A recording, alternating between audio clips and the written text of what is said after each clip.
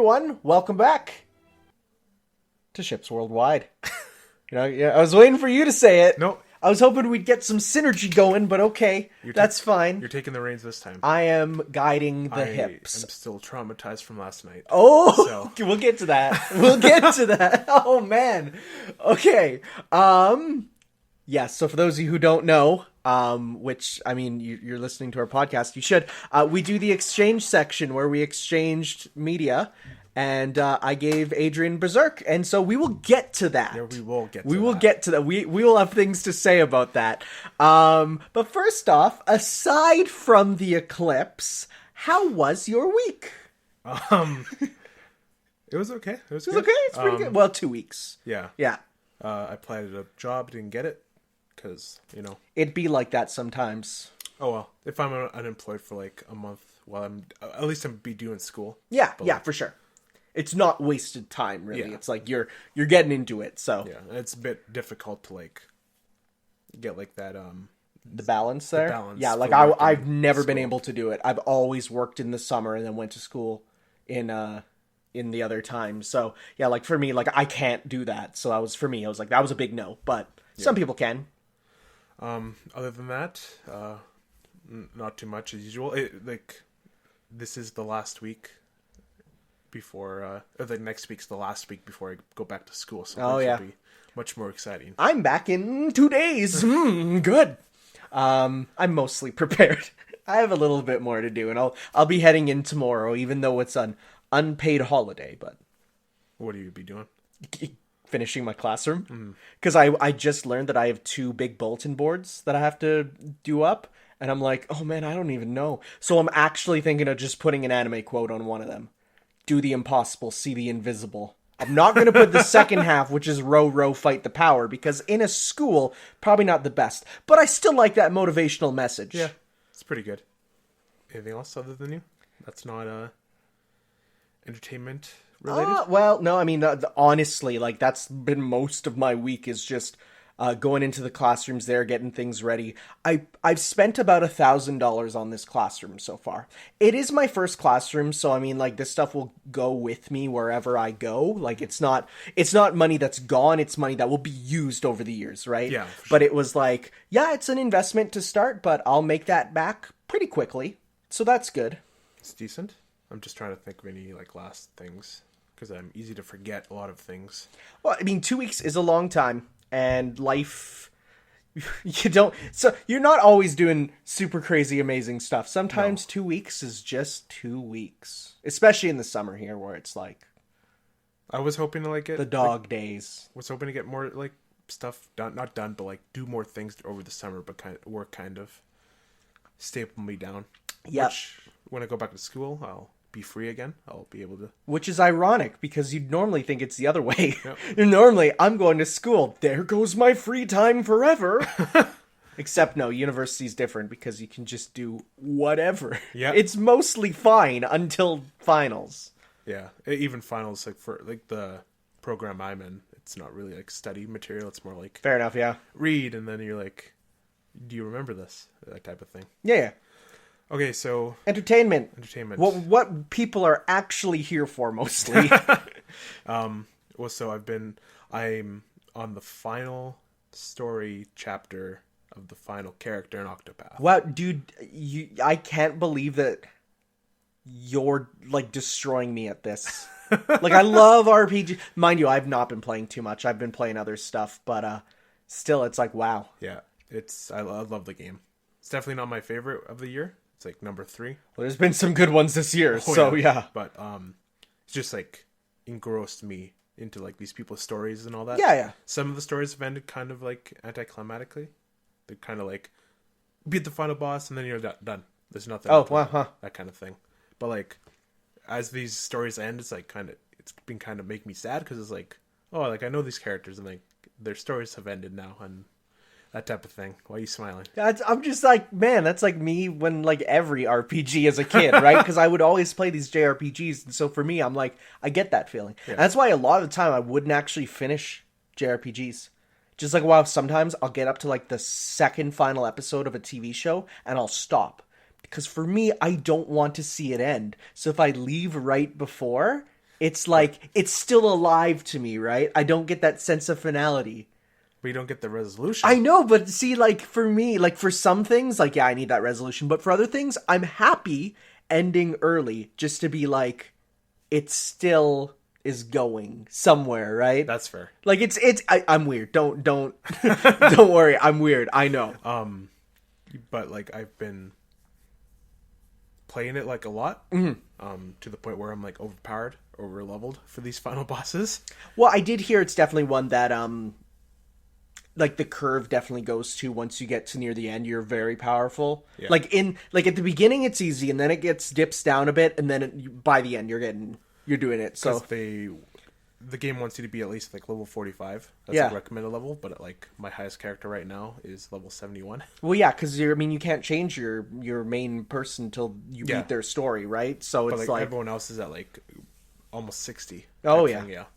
That's because like I don't fast travel. I like to walk. Yeah, that's but still, now I don't do that anymore. Yeah, there was a bit where I was like that, but then I eventually got to the points where I'm like, no, I'm just fast traveling everywhere. Other than that, I've been playing some Overwatch. Wow, really? I can't believe you've been playing Overwatch. The Summer Games event ended. Don't worry, it's just I don't know where that alarm is. Like, I mean, I know where it is, but I don't know why it goes off. I can't turn it off. Are people going to be able to hear that? I don't know. There's an alarm going off in my bathroom. It's because I have a clock radio in there, like just to listen to music in the shower. Because sometimes you just need that in the morning. But then it's like it has an alarm on it, and it. Why don't you turn off the alarm? I don't know how. There's no buttons. There it goes. Yeah, it's like it stops, and so I don't care too much. It's weird. It's like I don't know how to turn it off without taking up the batteries, and then I can't use the radio. Back to Overwatch. Got all the skins for the summer event. That usually doesn't happen because like the Summer Games event is my favorite event. But lo and behold, I eventually got them all. You did it. But the more interesting thing is that they launched this mini event. Ooh. Do you know what it's called? No, this is the first time hearing it. Since we'll get to it later, but like the new D.va short that came out. Oh yes. They like tied a kind of a mini event to it. It's about like D.va's Nano. It's called D.va's Nano Cola event, I think. And it's the more you play, the more matches you play, the more rewards you get. So like if you win 3 games, you get sprays. You win 6 games, you get a player icon. Mm-hmm. You win 9, you get D.va's new skin, which is like. Oh, is that the one where she's like wearing the hat and stuff? No, she has like a ponytail, and the mech is like green and pink and like, nano colored. Like okay. So it's not like her in the short with the hat. No, that's like no, that's not in the game yet. What? Lame. That to be fair, I think Maze from her short was added later, right? Yes. Yeah. So that makes sense. The other thing about it too is that Blizzard partnered with people on Twitch. So like yeah, right. You were talking about this in the Discord a lot. Yeah. The more you watch, the more like sprays you get. So if you watch 2 hours, you get like 2 sprays for every 2 hours you get more sprays until you get like 8 hours watched and you get 3 sprays at the end. Oh god, I don't know if I could watch 8 hours of an Overwatch streamer. I'm gonna be very real. That's why you just click it open. Yeah, I was gonna say, make sure you mute the tab and then you can't mute it because it doesn't count. What? Yeah, there's like a little like fluke. So you have to. I just put it at the very like lowest volume setting and left it. I watched a bit of it. That's terrifying. I also played Octopath. How do Blizzard know that you muted it? I don't know. That's I think scary. That's a Twitch thing. Because like, if it does no audio's coming out, they assume you're not watching it or something. Wow. Okay. I don't know. That's new.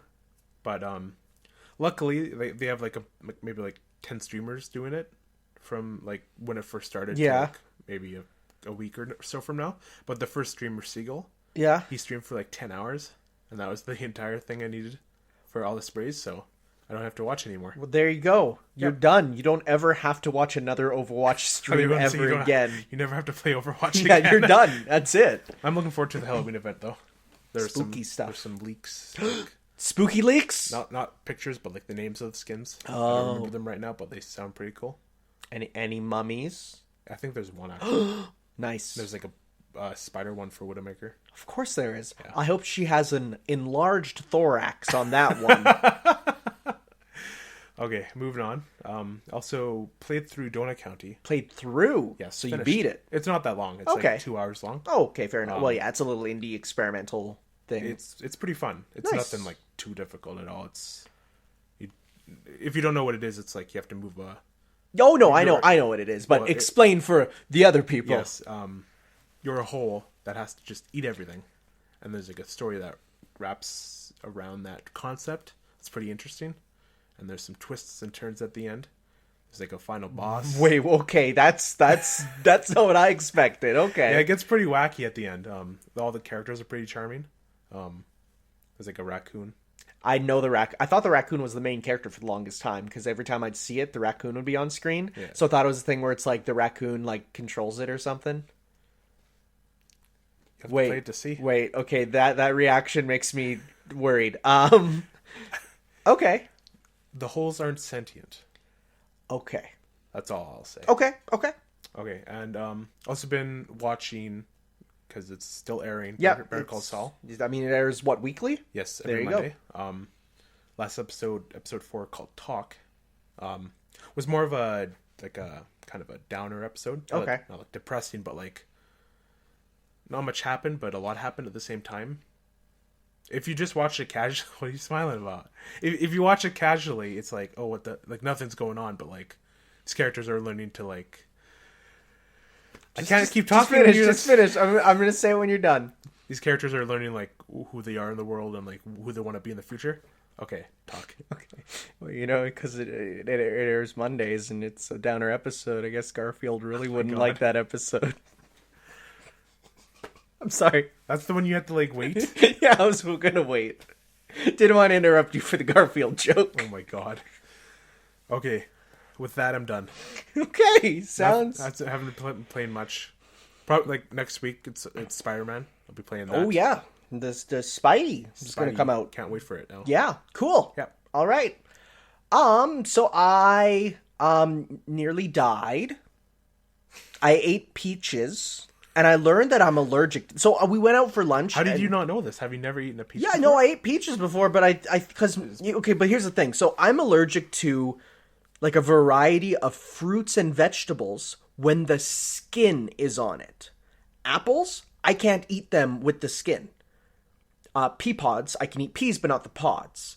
Pears and like mangoes, it's always the skin. So I think I'm allergic to the pesticide that they use on it. Are you not allergic to stone fruits? I'm sorry, stone fruits? That have stones in them. That's a JoJo thing? Stone fruits are a JoJo thing? What are you talking about? That has like little stones in them. What are you talking about pomegranates? Yeah, that have like little. Are you talking about like the overall classification? Yes. Okay. I'm going to say no because what I'm saying is I'm not allergic to them. I'm allergic to what's sprayed on them, I'm pretty sure. Oh, okay. Because like cooked or even with skin off, usually I'm good. Mind you, some will still seep in. So sometimes if I eat too many apples, like even if they're skinless, I'll still take a small reaction. But I had and it was really good, let me tell you. I didn't want to stop eating it, which... Hey, kudos to the chef. Even with me dying, I wanted to keep eating it. Like, so it was a curry chicken peach crepe. Okay. So it's like a crepe with curry chicken, spinach, and peaches in it. And it was really good. But as I was eating it, I'm like, oh man, I feel like I might be having a small allergic reaction to the peaches like I do apples and stuff, right? And I'm like, whatever. Usually, that's a small thing. I've been allergic to nuts as a kid, so I've been slowly eating small amounts of nuts and getting over it. I'm like, I'll be good. So I keep eating. About 80% through this crepe, I'm like, wow, I'm dying. And then so describe dying. Like what? Like throat crunching, me coughing, okay. lips bulging. Okay. So then I'm like, I need a drink. And of course, what did my mom order? Because the special of the day was peaches, was a peach shake. I took a sip and I'm like, that's not helping. So like, mind you, it was all delicious. And I did want to eat more. because it was really good, but I was starting to die. So then I got home, and then my stomach started going crazy. I'm like, oh, here it comes. Here comes the peach-shaped chest burster. I'm going to die. So I took some allergy pills, and my whole family's like, you are going to stay within sight of us. And you were not able to. So I was upstairs, and so I'm like, whatever. So, of course, I look on the TV, and my dad rented Deadpool 2 because we do we don't buy DVDs or stuff. We just use for $2 you can rent it for 48 hours on our TV. So we're like, yeah, we'll rent it. Watch Deadpool 2. That was good. I think I like the first more. I like the second more. I think I like the first. It to me is the same problem I have with Guardians of the Galaxy 2. It just doesn't go too far. Like, it wraps itself up too nicely. The first movies always leave off with a sense of, I want to see more of that. And then the second movies are always like, yeah, I'm good. I don't know. Really? Yeah, no, for me it's like a second... Like the second Guardians, you don't want to see, like, Adam and, like... Well, okay, well, no, I'm talking about, like, by the end of the movie, not with the hook, if you will. Like, by the end of the movie... Not with the hook. Not talking about sequel hooks. Isn't the first one off like that? No, too? I'm talking about like natural wanting more. Not a sense of not a breadcrumb left to me by the people, but a natural sense of I want more. I'm weird. Don't worry. No, it was good though. It was good. What do you think of Cable? He was dope. Yeah, Cable was awesome. No Marvel vs. Capcom reference, which normally you'd be like, whatever, but Cable is literally known for being utterly disgusting in Marvel 2. Like, we're talking people, when they play a game, they look at it and they say, okay, show me the Cable. Show me the character that functions as Cable in this game. Yeah. Because he is iconic for Marvel 2. He's the main character in Marvel 2. Like, he and Ruby Hart, who's an original character for the Capcom side, are the main characters of Marvel 2. So it was like, I was expecting one thing. Like, even him to just say, like, Hyper Viper Beam or something, right? But, fair enough. It's okay. Ryan Reynolds, not the biggest gamer. It's fair. Also... Wait, spoilers, so skip ahead, like, maybe, like, a minute. Juggernaut. Yeah, I'd like him being in. What are you expecting him? Like, I had no idea. Like, when they went to that prison? No idea. I was just thinking it's going to be a big dumb monster thing, and I was pleasantly surprised. Nice. Still spoilers. Post-credit scene, hyped up way too much for me. Him traveling through time to the other things, way.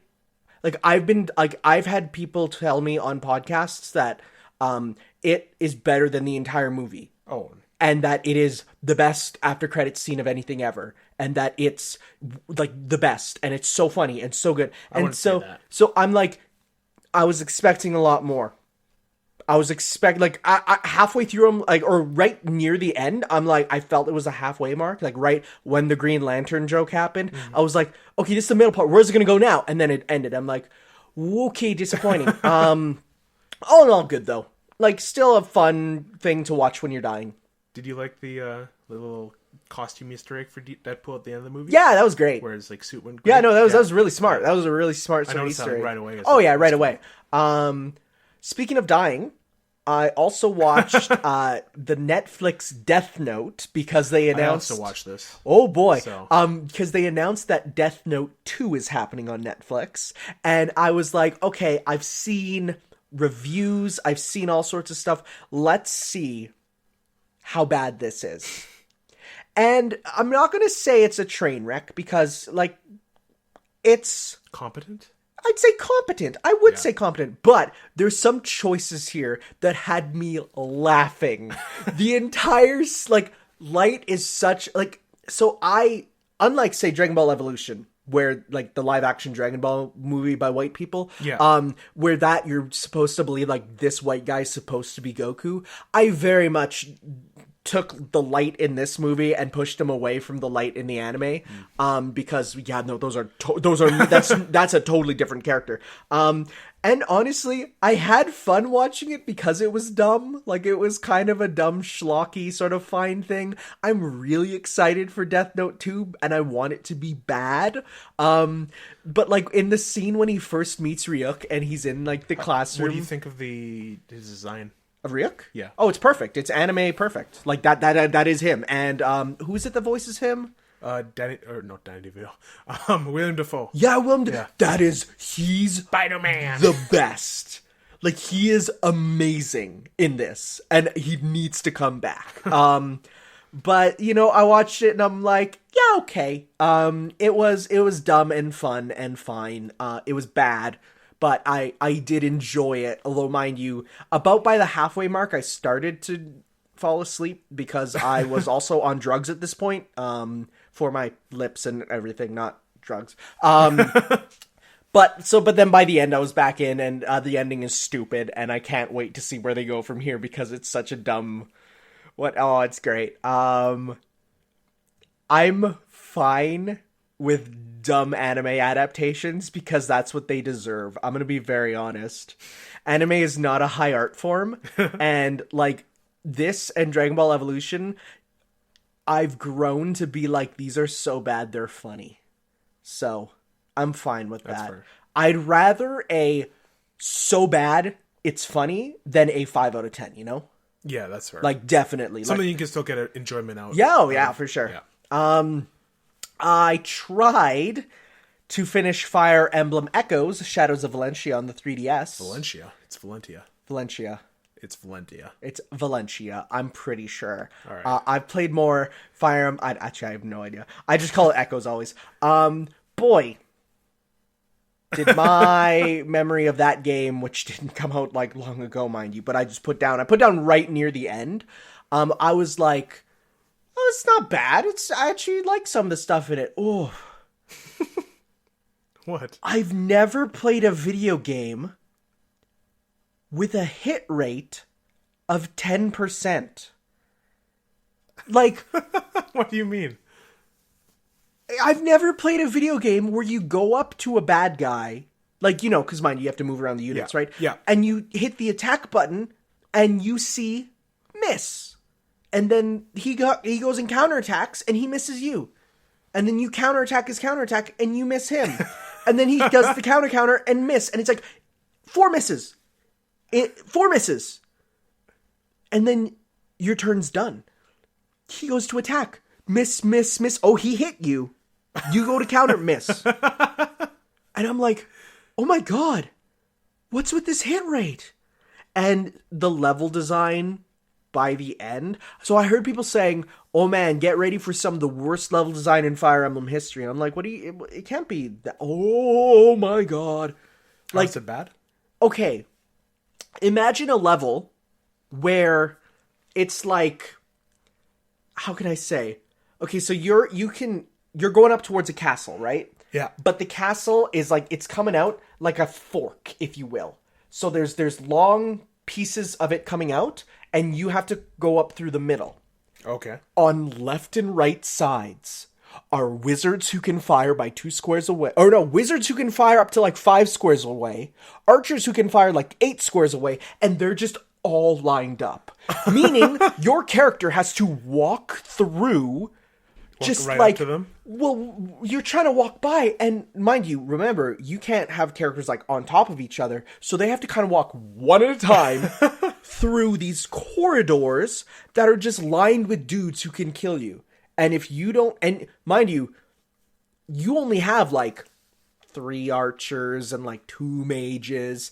They have 45, and you're just like, oh my god, you're just like, oh my god. And of course, then you go to try and hit them, and because they're in a castle, they get an evasion bonus, meaning the already low hit rate is even lower. Now, mind you, I did come up with the brilliant strategy to teleport who's super overpowered, the main character, into the castle area. Yeah. Because, you know, when the Fire Emblem characters appear in Smash, they use, like, teleport magic. I was able to teleport him into the castle area. Okay. Cool. That's great. Here's the problem. now both of us have the evasion bonus. So we're trying to hit each other, and it's like, and I'm trying to hit this wizard, and it's miss. And then he counters, miss. And I'm like, ah! And so I finally get up to what I assume is a, like the pre-final boss, like the one that comes right before. And it's just like, oh, by the way, I heal everything at the end of each turn. Oh, by the way, I, like, keep summoning... and there's enemies there who can spawn up to 8 more enemies every turn. And there's other enemies that if you don't kill them all, they're like these little eyeball things, they multiply into 4 to 5 more of them. And I'm just like, why? Why? You reminded me of something in Octopath that was pretty funny. Okay, go ahead. I'm pretty much done. I just said, like, I got to that pre-final boss and I couldn't beat it. I'm like, I'm done. Fire Emblem, this is a weird side game. Like, it's not how it is normally, and it's a remake of the second one on the NES, so, like, yeah, there's some garbage in it. I'm done. Okay. Back to Octopath for a sec. Yes. I was fighting my first final boss of the characters. I didn't have all the party members I wanted, so I'm like, okay, I'm, like, decently leveled. Maybe I can take him on. But eventually he kept, like, knocking me down and down until he was, like, putting people to sleep. Oof. And, like, there's only one person alive that can res and, like, all that. And then Primrose has an ability that she can I remember hearing about this. She can cause a curious effect. A curious effect, which... So I was on my last legs. I'm like, it's either, like, this saves my, like, ass, or this completely screws me over, right? Okay, first one was, like, a bit of healing, like 200 health each, okay. Yeah, because did you do 4? Yeah. Okay, so yeah, so you'll get 4 random effects. Yeah. Okay. Second one did something else that was, like, non-inconsequential. Third one heals the final boss to full health. Good. And then the fourth is whatever. I'm like, okay, I'm done. Yeah. So and he was that red health. Color, yeah. In a bunch of Final Fantasy games, there's characters who their special is they cause slot machines to appear on the screen, and the effect you get is determined by the slot machine. In multiple games, 6 and 7, you can get ones that just kill your entire party. Oh my god! Which it's an instant game over. So. Yeah, welcome to JRPGs. I never used that ability again. No, me neither. There's no, like, I used it once and yeah, it healed them, and I'm like, no, I'm not using that. Why? Yeah. There's no point. I was such like a slap in the face from that game. So okay. But yeah, back to you. All right, I got a Digivice. Yes, I know. Yes, I got a... Cole Phelps did. Cole Phelps also did. Yeah, so I got the 20th anniversary Pendulum Digivice. What, is it like a Tamagotchi? Yes. Where is it? It's over there. Keep talking. Yeah, I'll keep talking. So basically, well, you said like a Tamagotchi because, Digimon were literally just Tamagotchis. Like, that's what they started as. It should be on the other side of the keyboard. Is it not there? What does it look like? You'll know it. It looks like a little gray thing with buttons. If it's not there, I'll have to find it. It's not here. Okay, I'll have to find it after. So basically, yeah, it's a virtual pet. Is it this? Well, that's the instruction manual for it. You know what? You come here. You talk for a sec. I'll find it. Talk about. I don't know. You just keep talking. Talk. You say something. Okay, so. You're not talking. I'm trying to figure out what to talk about. It's right here. Looking forward to playing a Spider-Man next Friday. Might be going to an early release, so I might be able to play it early. Oh, there it is. I got it. So yeah, so I got a so this is like the reason that it doesn't look like anything from the shows is because it's literally this was a boy's Tamagotchi back in the day, and it's modeled after the original stuff. But what it is basically it is a virtual pet. So you get 2 in this one instead of 1. It used to be 1. So I got Ikakumon there, and I got Biomon. Well, that's the bird. Remember the bird from the Digimon fighting game? Sure. Yeah, it's the bird. Mm-hmm. So basically, what you do is you take care of them. The menus are in English, thankfully. So yeah, I see like he's a little hungry. His strength is low. Effort is like your training. But there's a campaign that you can play through on this, Huh. where you do a series of battles, and you need to do enough battles to get them to digivolve into their strongest forms. So it's just a neat little, like, virtual pet, but, like... I can't see it now. Yeah, it's fine. But, like, it's really cool. Cool. I'm enjoying it. You have to actually... It's called Pendulum, because to do your battle, it'll say, ready, go, and then you go... You shake it. Okay. And every Digimon has their own special amount of how many shakes you need to do to get a critical hit with them. So a Kakumon, you have to do 7 shakes quickly. You need to go like that. Beomon is 6, right? So what you can do is you can connect with other ones, actually. So you actually connect them up. You can battle them, where what you'll do is you'll connect them. Then it says, okay, now unplug.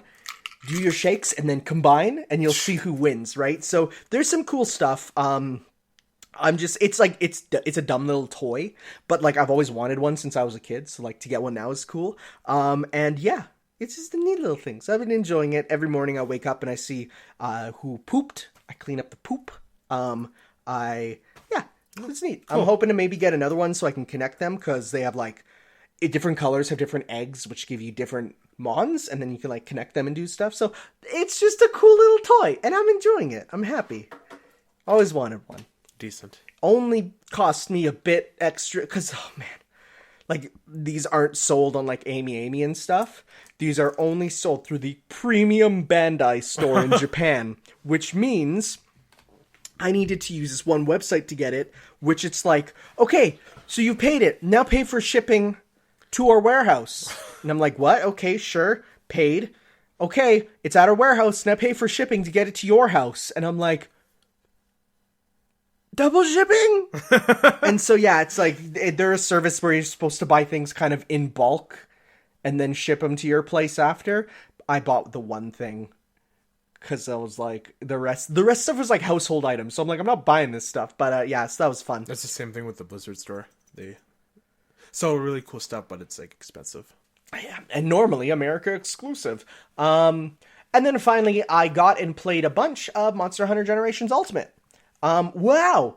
World has spoiled me on some stuff. Not as much as I was expecting, but there's certainly some things where I'm like, yeah, no, this is ruined for me. Like, I need to relearn this. The big thing for me is the automatic weapon sheathing when you go to run.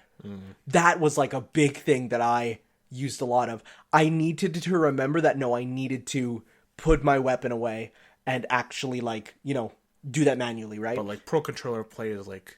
I've only played portably so far. Oh, really? Yeah. It's great. Well, no, because it's not too different. I like it. But so the one thing though that I have been doing is I never actually played as the Palico in the initial 3DS release. Didn't super enjoy it, but then I was like, okay, I'm gonna get some good Palico gear, and I'm gonna actually try playing, because that's one thing that's only in this and not in any other, is that you can play as the Palico, I didn't know right? that. I didn't know you could play as a Palico. Yes. Wow, Palico's really fun. I also, number one, I got some DLC stuff, so I'm actually just playing the game as Toon Link right now.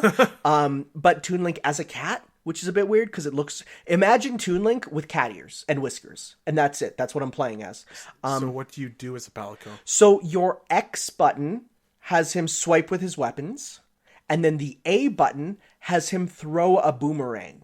And you can sort of do stuff like throw 3 boomerangs, and then for the last one, you'll re-grab the boomerangs and spin around and use them like a Beyblade almost, like spin around and hit them. Okay. Your main combo is like a left slash, a right slash, and then like a jumping slash, and then a bigger jumping slash, and then finally a jumping slash where you go, you jump like straight up and go. Okay. Like you know, jumping up and spinning, and like you can do like 30 hits on big enemies, and it feels really good to do. But you still fight just regular monsters. Yeah, you know, you just you just replace your hunter, and you still have 2 Palico partners. That's weird.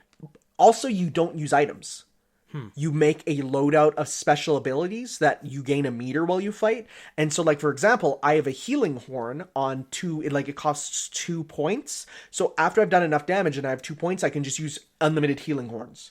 Or I have one that lets me dig up there's one, it's called the excavator, where your cat will just start digging up and, like, it'll, like, throw a fossil or throw a big rock or throw, this took me for a ride, an Isabel amiibo. And I'm like, Wait, what? wait. Yeah, because there's a playable Isabel Palico, so you can, like, literally play as Isabel and Rossetti. Yeah. Which is hilarious to see them running around and attacking. Isabel fights with a clipboard. But, like, you throw... I've seen so far an Isabel amiibo and a Toon Link amiibo. That's cool. Be thrown. So that's really cool. But I was like, I transferred my save data from the 3DS, and it just, like, it's all there. And, like, that's dope. Cool. So, it must be nice to have, like, a Monster Hunter game on the Switch now. Yes. No, it's nice to just pop in and play. Like, I've just been doing, honestly, is I'll just be lying down on my couch, and I'll just hop into an online room. And because the way the online works, it's, like, not 100% synchronous, so even if I'm not having the best connection, like, I'm still fighting the monster and they're doing the damage, so, like, I'm able to just chill out, play, and I've just been fighting random stuff. And it's just like, I'm not really furthering my career, if you will, in Monster Hunter, because I need to battle certain monsters to get to the next level, but I've just been chilling out and just being... and there's tons of monsters, by the way. Oh yeah. Like there, I think there's 120 large monsters as opposed to the now 35 in world, so it's like, yeah. No, it's really good. Nice to have, like, that much content. Yeah, oh yes. Yep, for sure. There's way too much to do, especially when you're starting to get quests by villagers who are like, oh yeah, beat up this monster and get this one item, and I can give you a ticket that'll just let you dress up as the character from another Monster Hunter game. Just whatever. Also, it has transmog, meaning once you beat the game, you can just, like, for your armor, just say, okay, I want the stats of this armor, but the aesthetics of this armor. So you can just play as whatever. That's cool. So yeah, it is cool. I've been enjoying it, little bits of it. So yeah. All right. Decent. I think it's time for the news. There's a lot more Western news this week than Eastern. Well, I mean, if you cut out the Nindies section, because a lot of that is Western. But all right, you can start. You already talked a little bit about it, so let's go in. Okay, so during Gamescom Yes. this year, Blizzard decided to finally show us another short. Yes. Called Shooting Star. D.va short. Mm-hmm. What do you think of it? Okay, so animation-wise, really good, but in my opinion, probably the weakest. Yeah, I say it's definitely not the best, but, like, I still enjoyed it for what it was. I enjoyed it, but I wasn't enthralled by it. There was times where I was just like, okay, get on with it. I get it. What do you mean? A lot of the talking stuff. There was a lot of sections where anytime she was talking to that dude, I'm like, whatever. I don't know. Well, I care more about the lore than you do, so. Well, I mean, I'm interested in the story, like the story and lore of Overwatch, but but the Power Rangers. Those characters are dope. Yeah, they're awesome. They should just be skins for D.va. Don't even change the voice. Just put them in as skins, right? But no, it's not going to happen. No. So it was good, but the Tentacle Omnics. They were okay. They have a specific name. I don't. They don't look recognizable, if you ask me. They look pretty generic. I think they're Talon Omnics. Okay, interesting. Oh yeah. After that, they decided to show off a new map called Busan. Yep. Busan. I don't know how to pronounce it. Looks great. It looks like every Gamescom they premiere a new map, and, like, every one of those maps are, like, really, really good. So, like, the first one was Eichenwald, which is, like, that's a great map. It's a great map. Then Junkertown, which is also a great map because it starts open and then it, like, kind of, like, shrinks down. And then now Busan, it's a capture map where it's just one point you have to capture, and then it moves on to the next area. Okay. So, like, the first area is the mecha base. Fun fact, like, when they put on the PTR, they have, like, there's garages for all the mechs, for all the people, but D.va's wasn't there. Mm-hmm. And because the fans, like, said something about it, they added it now. It's, like, an empty thing where you can go into now. Oh, cool. As D.va. And, like, as other characters, too. Other than that, there's downtown Busan, where it's like all futuristic and all that kind of stuff. And there's a train that goes past, and like if you're Farah over there by the point, interesting thing about the point, it's like it's surrounded by like walkway overhead, like all around. So like when you're in the middle, like everyone has like an advantage of you, like vertical wise. And then there's like spots where like you're blocked, but you can still see the point, but you can't shoot through it. So it'd be really fun to do. And then the third point is like more traditional Korean stuff that I haven't seen much of. But yeah, it looks like a great map. Look forward to playing it. And there's another like little mode that they added to was a mystery deathmatch. So it's Mystery Heroes plus Deathmatch? Yes. Okay, that makes sense. That's yeah. You know, hit up that next story too while you're at it. I just want to comment. Okay. I expected a little bit more, like content wise. Like I know we get a map and a short, but like it feels like after the summer games, it's been kind of a drought season. Mm-hmm. Like I haven't been getting like these huge like upgrades or whatever, and I feel like they're coming. I'm pretty sure at BlizzCon this year it's going to be like a huge blowout, but hopefully we'll see something more substantial in the future. Okay. Second story, they also announced during Gamescom is Overwatch Lego. Which is weird, if you ask me. Lego for a long time was like, we're not doing anything with guns and violence. Which was why, for a long time, you'd see Halo Mega Bloks. Halo approached Lego, and Lego was like, no, we're not doing violence. We're not doing this. We're not doing guns. Call of Duty Mega Bloks, which is still the weirdest thing to see in like kids' store shelves, is like Call of Duty, like a dead soldier toy Lego set. It's like, well, that's weird. So I guess maybe they're like, we're just losing out on big money, which, you know, Lego already gets from their sets. But have we seen what it is? Is it minifigures, or are they more of the Bionicle Technic type? It's the minifigures. Okay. Yes. I don't know if what the sets are going to look like. Probably just a small section of the level with 2 to 3 characters and a few placeable upgrades, you know? They haven't even showed the like actual minifigures. They showed the silhouettes of them. Okay. Like, you know how you like select characters on the game? Yeah. They did that, like cool type of thing. All right, time for you. Okay. Nintendo has announced Labo Toy-Con 3, the vehicle kit. Yes. Which is cool. I'm happy that Labo is getting more stuff, and what? No, go ahead. I looked at it and I'm like, this is kind of what I wanted. Just sort of like little mini games where you can like drive around, and there's probably, knowing Nintendo, you'll get a big open island with tons of secrets to find. I mean, that's like what Pilot Wings did. That's like what they do a lot of times with these things. So it's like, that's fun. Did you watch the overview trailer? I think I did. And like how like you can like, there's like a handle up behind the wheel that you can like do like the spray, not the spray, but the windshield wipers. And all that. It's cool. And the key and like all that. That's like really in depth. Yeah, really, and that's getting compatibility with Mario Kart, where I think they said you turn the key to use items, which is like really cool. So like, you honk the horn. Oh, you honk the horn? Yeah. Okay. Cool. Looks like that functionality looks better than just the motorcycle one. Yeah, no, for sure. Like that's a really neat sort of thing that they're doing, and we'll definitely probably see all the different toy cons that were shown in the initial Labo thing. Like, there's a bunch there that haven't come out yet. Mm-hmm. So we're probably going to get all those as the years go by. What do you think of, like, the submarine part and the plane part? I mean, they're cool. Again, we'll see. Well, there was an announcement of another game that is compatible with Labo. Like, it was an indie game where they announced, like, we're working on Labo compatibility. I think it was for the engine one that you're getting in this kit. And that's cool. And I'm like, so if more people hop on it, I think it'd be a really cool thing to just incorporate in games and like little mini games or side things, you know, for Mario Kart as an alternate play style, which is like dope. So yeah. Cool. Back to me. Yeah. Okay. So, Sony, PlayStation has officially announced their PS Plus games for September. 4 games. 4 main games, not like PS. We're not counting PS Vita because who cares? Well, no, but every game this time is compatible on PS4. Like the whole, this was crazy that this is the first time every single game, because a lot of these are also cross-buy. So every single game that's going to be on it are PS4 games. Well, these are the main ones. Yeah.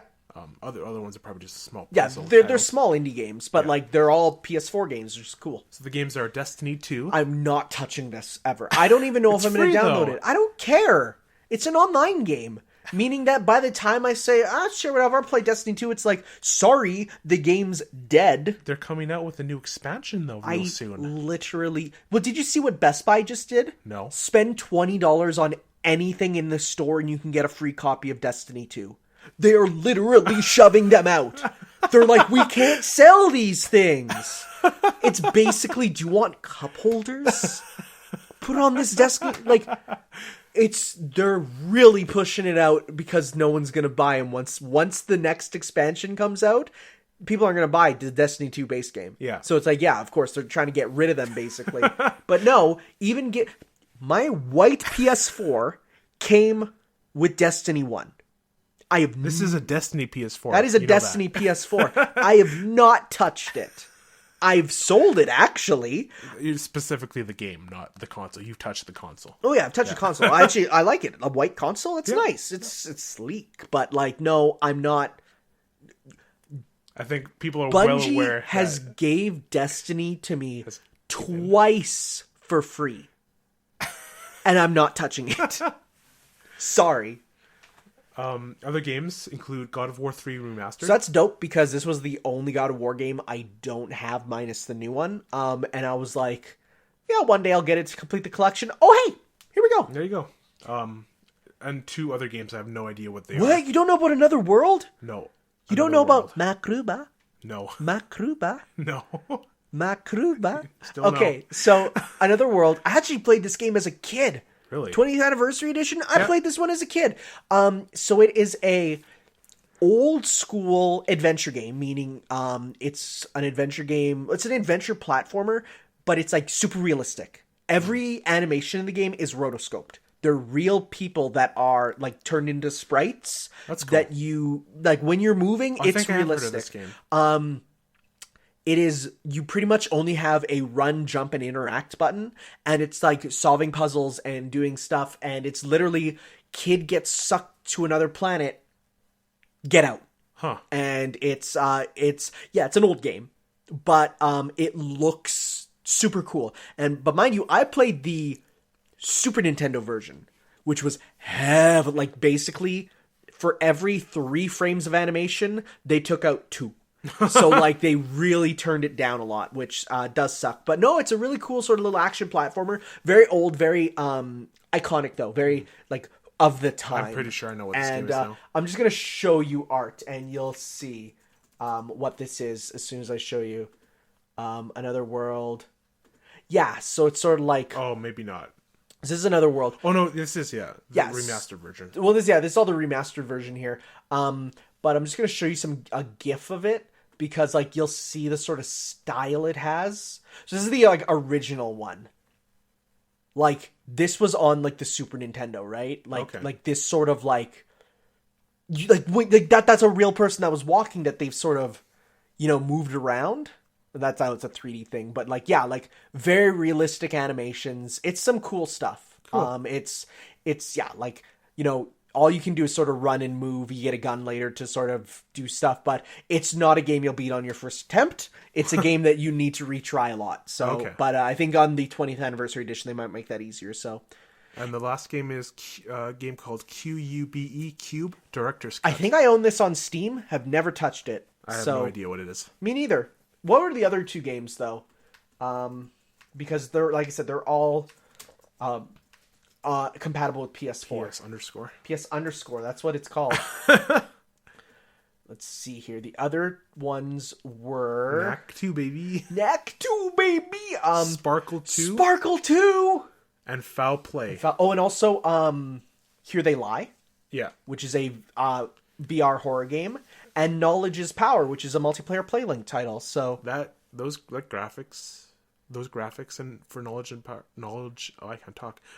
Power. Yeah. Really creep me out. I don't know what it looks like. I don't like the design. I think we already talked about this last time, but have you seen this? Oh God! Yeah, I hate it. No, I don't like that. I don't like that at all. Oh, it's It's like if Little Big Planet had none of its... Oh my god! Yeah, it makes me uncomfortable. No, I'm not a... no. No. Okay, well... Like I said, it is cool that they're all PS4, though. And I do hope in the future that this is what it kind of comes to. Where it's like, oh yeah, you get a bunch of, the Vita games are there, but they're also on PS4, I'm thinking the Vita is just going to disappear by next year. Well, you have heard why they canceled Bloodstained on the Vita, right? Yeah. Where they're like, Sony says stop. Sony says we're not supporting it anymore. Stop making games for it. Like, you're not going to sell this. We're not going to support you with this. You'll have to print the games yourselves. Stop. So they're like, okay. And of course, nerds are like, no, I can't believe they hate the Vita. Is this Mighty Number 9 all over again? It's like, no. Sony told them to stop. So that's fun. Back to you. Nindies Direct. So I watched this live. I didn't think I'd be able to. There's a bunch of good games here. Yeah. Hyper Light Drifter. Haven't played it yet. Me neither. I mean, I've heard great things. I will definitely maybe never pick this up. I'm going to be real here. Really? No, just listen. I'm going to be real. I'm going to be super real. There's too many indies coming out on the Switch. I cannot keep up. Like, I'm going to be very honest. Like, I want to. I still have to play but Golf I will. Story. I haven't even bought Golf Story. I have games on my Switch that I bought that I haven't played yet. And it's like, yeah, because I'm trying to get through all the other indies. Yeah, so it's like, a lot of it comes down to, cool. Boy, can't wait to never play it because I don't have enough time. Towerfall, that's what I'm getting because that's a multiplayer hit that, like, yeah, like that's gonna be a fun game to play with friends. I was like, yeah, that's all right. Really? Oh, dude, Towerfall. Have you played the multiplayer? No, it's real good. Well, I mean, it's like it has this like a single player thing, but you don't play for that. It's like super fast paced, fun multiplayer, and the 8-player mode that's in here is dope. So that's cool. Right. This was the game I'm most excited about. Mineko's Night Market. Looks pretty good. It looks to me like. Why can't I think of it? Animal Crossing? No. People said Animal Crossing. No, it's very clearly Harvest Moon. Like the farming aspect, but then especially the going to the market and selling and haggling. Like that to me is like, I love that. Yeah, I followed this game's actually like way back. I remember hearing about it and I thought, yo, cool. And then I remember the person saying like, really want to get this on the Switch. And I'm like, and this was at the time when it's like Switch ports were like not really, like this was right when the Switch was coming out. So I'm like, good luck with that. And it's like, no, now it is. Levelhead looks fun. It's, Mario Maker before Mario Maker comes out. Yeah, a little bit. Let's see how like. So you know what though? When they said multiplayer level making, I was really hoping it was Ultimate Chicken Horse. I'm still waiting for that to come out because that is one of the most fun multiplayer games I've ever played. But no, it looks good. Yep. Scratch that level making urge. The actual platforming looks good. And so here's the thing. I'm gonna be real. Without that really funny and fun trailer that they put together for it, I would be way less into this. But because of the humor in that trailer was like actually like making me laugh, I was like, no, I'm in. King of the Hat. I like the look of this a lot. It looks interesting and yeah, like another multiplayer game which you can never have enough of. I'm gonna be real. Okay, I'm gonna be real here. More real than I've ever been. I hate geese so much. They're so cool. I love them. Geese. Untitled Goose Game, every bit of footage of it gives me anxiety. Really? And I see people sharing it and being like, oh, it looks so fun. You've never been attacked by a goose. You don't know how evil they are. I hate them. That's why you get to be the evil. I'd rather just live in a gooseless world. The only geese I accept are the ones that go predictable and then counter you. That is a King of Fighters joke. That is, yeah, okay.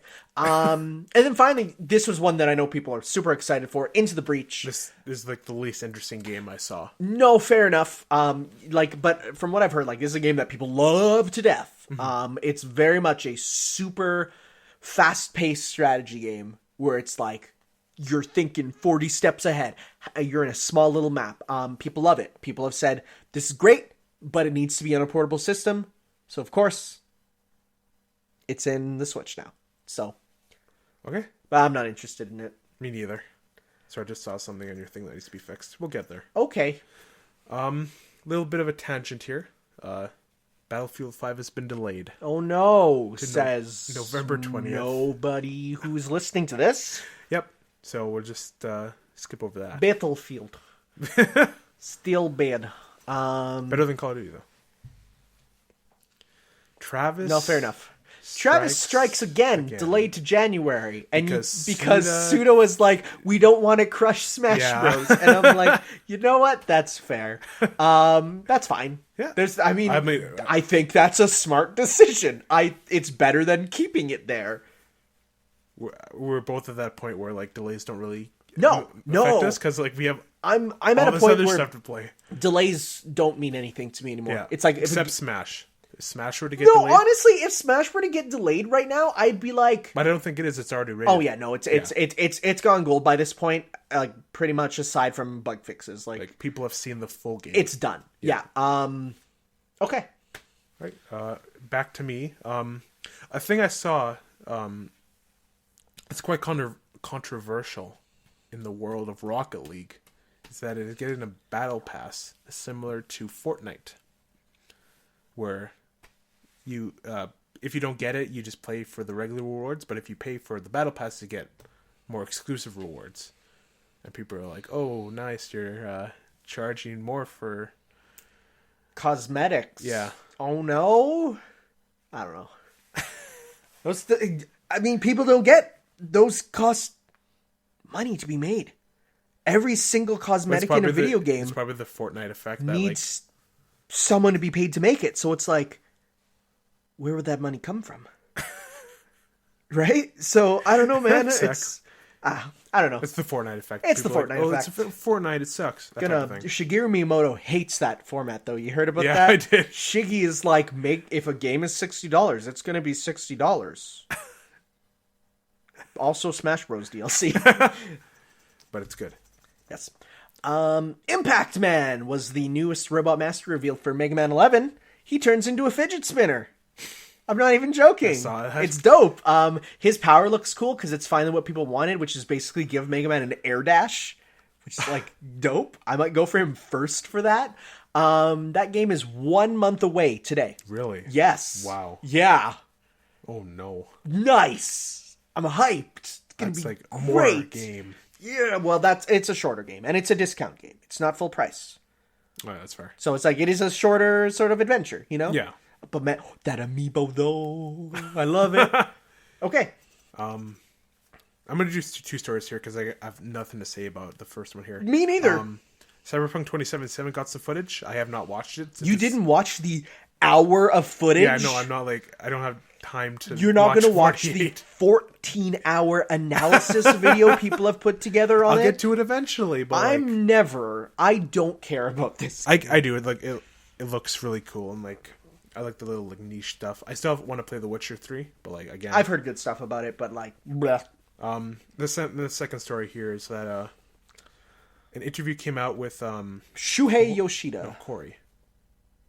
Okay. Balrog. Okay, but I'm pointing at his name right here. Yeah, but he talked about it. Yeah. So when they were first showing the game off to the president of Sony or PlayStation, whatever, Shuhei Yoshida. There you go. He played it, and mind you, this was only a few months before release. He was horrified by the game. He said it was broken, it was slow, it was sluggish, it wasn't fun to play, he said. And all he did was stand up and left. He didn't say a word. Could you imagine? Okay, but if I'm going to be real, let's look at this from the Japanese perspective. You're taking a game that was previously God of War was made to combat Devil May Cry. It was made to be a Western counterpart to a Japanese game. So then to take that and turn it into that's what I was saying before release was it looks like what's the game? Joel Last of Us.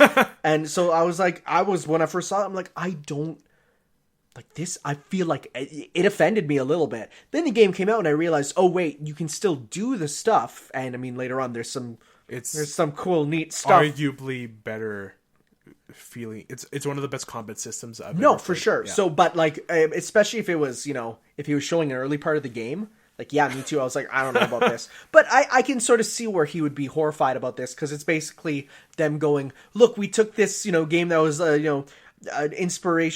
inspired by all the, Japanese beat 'em up action games, and we turned it into AAA Sony game. And yeah, that could be seen as bad, especially when you have that niche filled by like Horizon already, right? But I could see that. But now it's one of the best-selling PlayStation 4 games. Yeah.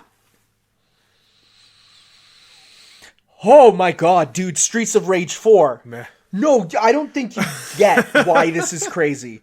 The last Streets of Rage game was on the Sega Genesis, and there's never been another one. Like, this is like, this is a crazy revival. It's I thought insane. Streets of Rage sucked. What? I heard it did. By whom? I don't know, the internet? What? I heard, Streets of Rage sucks now. What? Oh, wait, now? How can it be now when the last game was on the Sega Genesis and there's never been one since? There was, a beat-em-up game that was terrible. It was, a revival of some game. Are you thinking about Double Dragon? Maybe? No, Streets of Rage is awesome. So they revealed Streets of Rage 4. It's being done by the guys who did the, Wonder Boy and the Monsters Trap, or the Dragon's Trap game, which is a crazy game because I was on stream helping someone with that. It was a remake of an old game where you could press a button and switch between sprite graphics and hand-drawn graphics, and it looked amazing.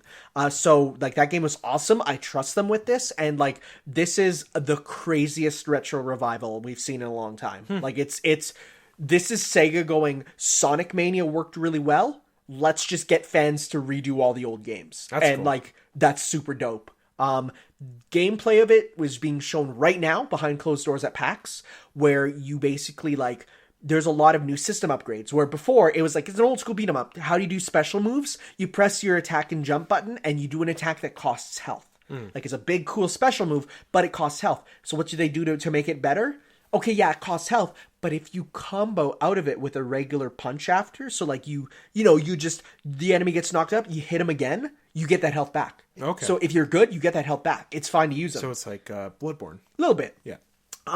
You got other special moves by doing double taps now. So it's they're really changing it up. And the cool thing is the main character, because it's been 20 years, went from basically looking just like a regular Cody from Final Fight, beat 'em up dude. He's now a grizzled beard and he's a hobo and it's cool now. So it's dope. I'm really happy that this exists. Release date? None. No. I mean, we don't even we haven't seen footage of it yet. We've seen a tiny bit of footage in the teaser trailer, but it's being shown behind closed doors, and people say, "No, this is awesome." Cool. So, all right. So a little bit of Walking Dead casting news, which is really exciting for me. Yes. So you know about the Whispers, right? Yes, you told me. Yes. The big burly dude, Beta, with the big two giant knives. It's kind of a weird name. Well, the main antagonist is Alpha. Yeah, but for him to be big and buff, being Beta, it's because you call someone a Beta, and they're like a loser, right? Well, this dude. I'm looking too far. I have nothing to say. Sorry, I'm trying to get something. He's been cast by Ryan Hurst. Well, let's take a look at what Ryan Hurst has done. He was in Sons of Anarchy, I think, the most notable. He was in Disney's Remember the Titans. Look at his Twitter username. Twitter username is Rambo Donkey Kong. Yeah. Okay, I like this guy. Let's see, what else was he in? Let's see. He has a big beard. And Beta doesn't have the beard in the comics, but I hope he does, because the whole gist of the Whispers, or they revert back to the primal way of life. Yeah, so a beard would make sense. He was in Saved by the Bell, the new class. Wow. He was also in another notable thing. He was in House. Was he in the episode where Dr. House plays Metroid Fusion? Do you remember that episode? What about the episode where Dr. House talks about Arceus from Pokemon? No. These are all real things. Yeah, he was in Rango. That's dope. That's a movie starring... Sons of Anarchy. Sons of Anarchy, yeah.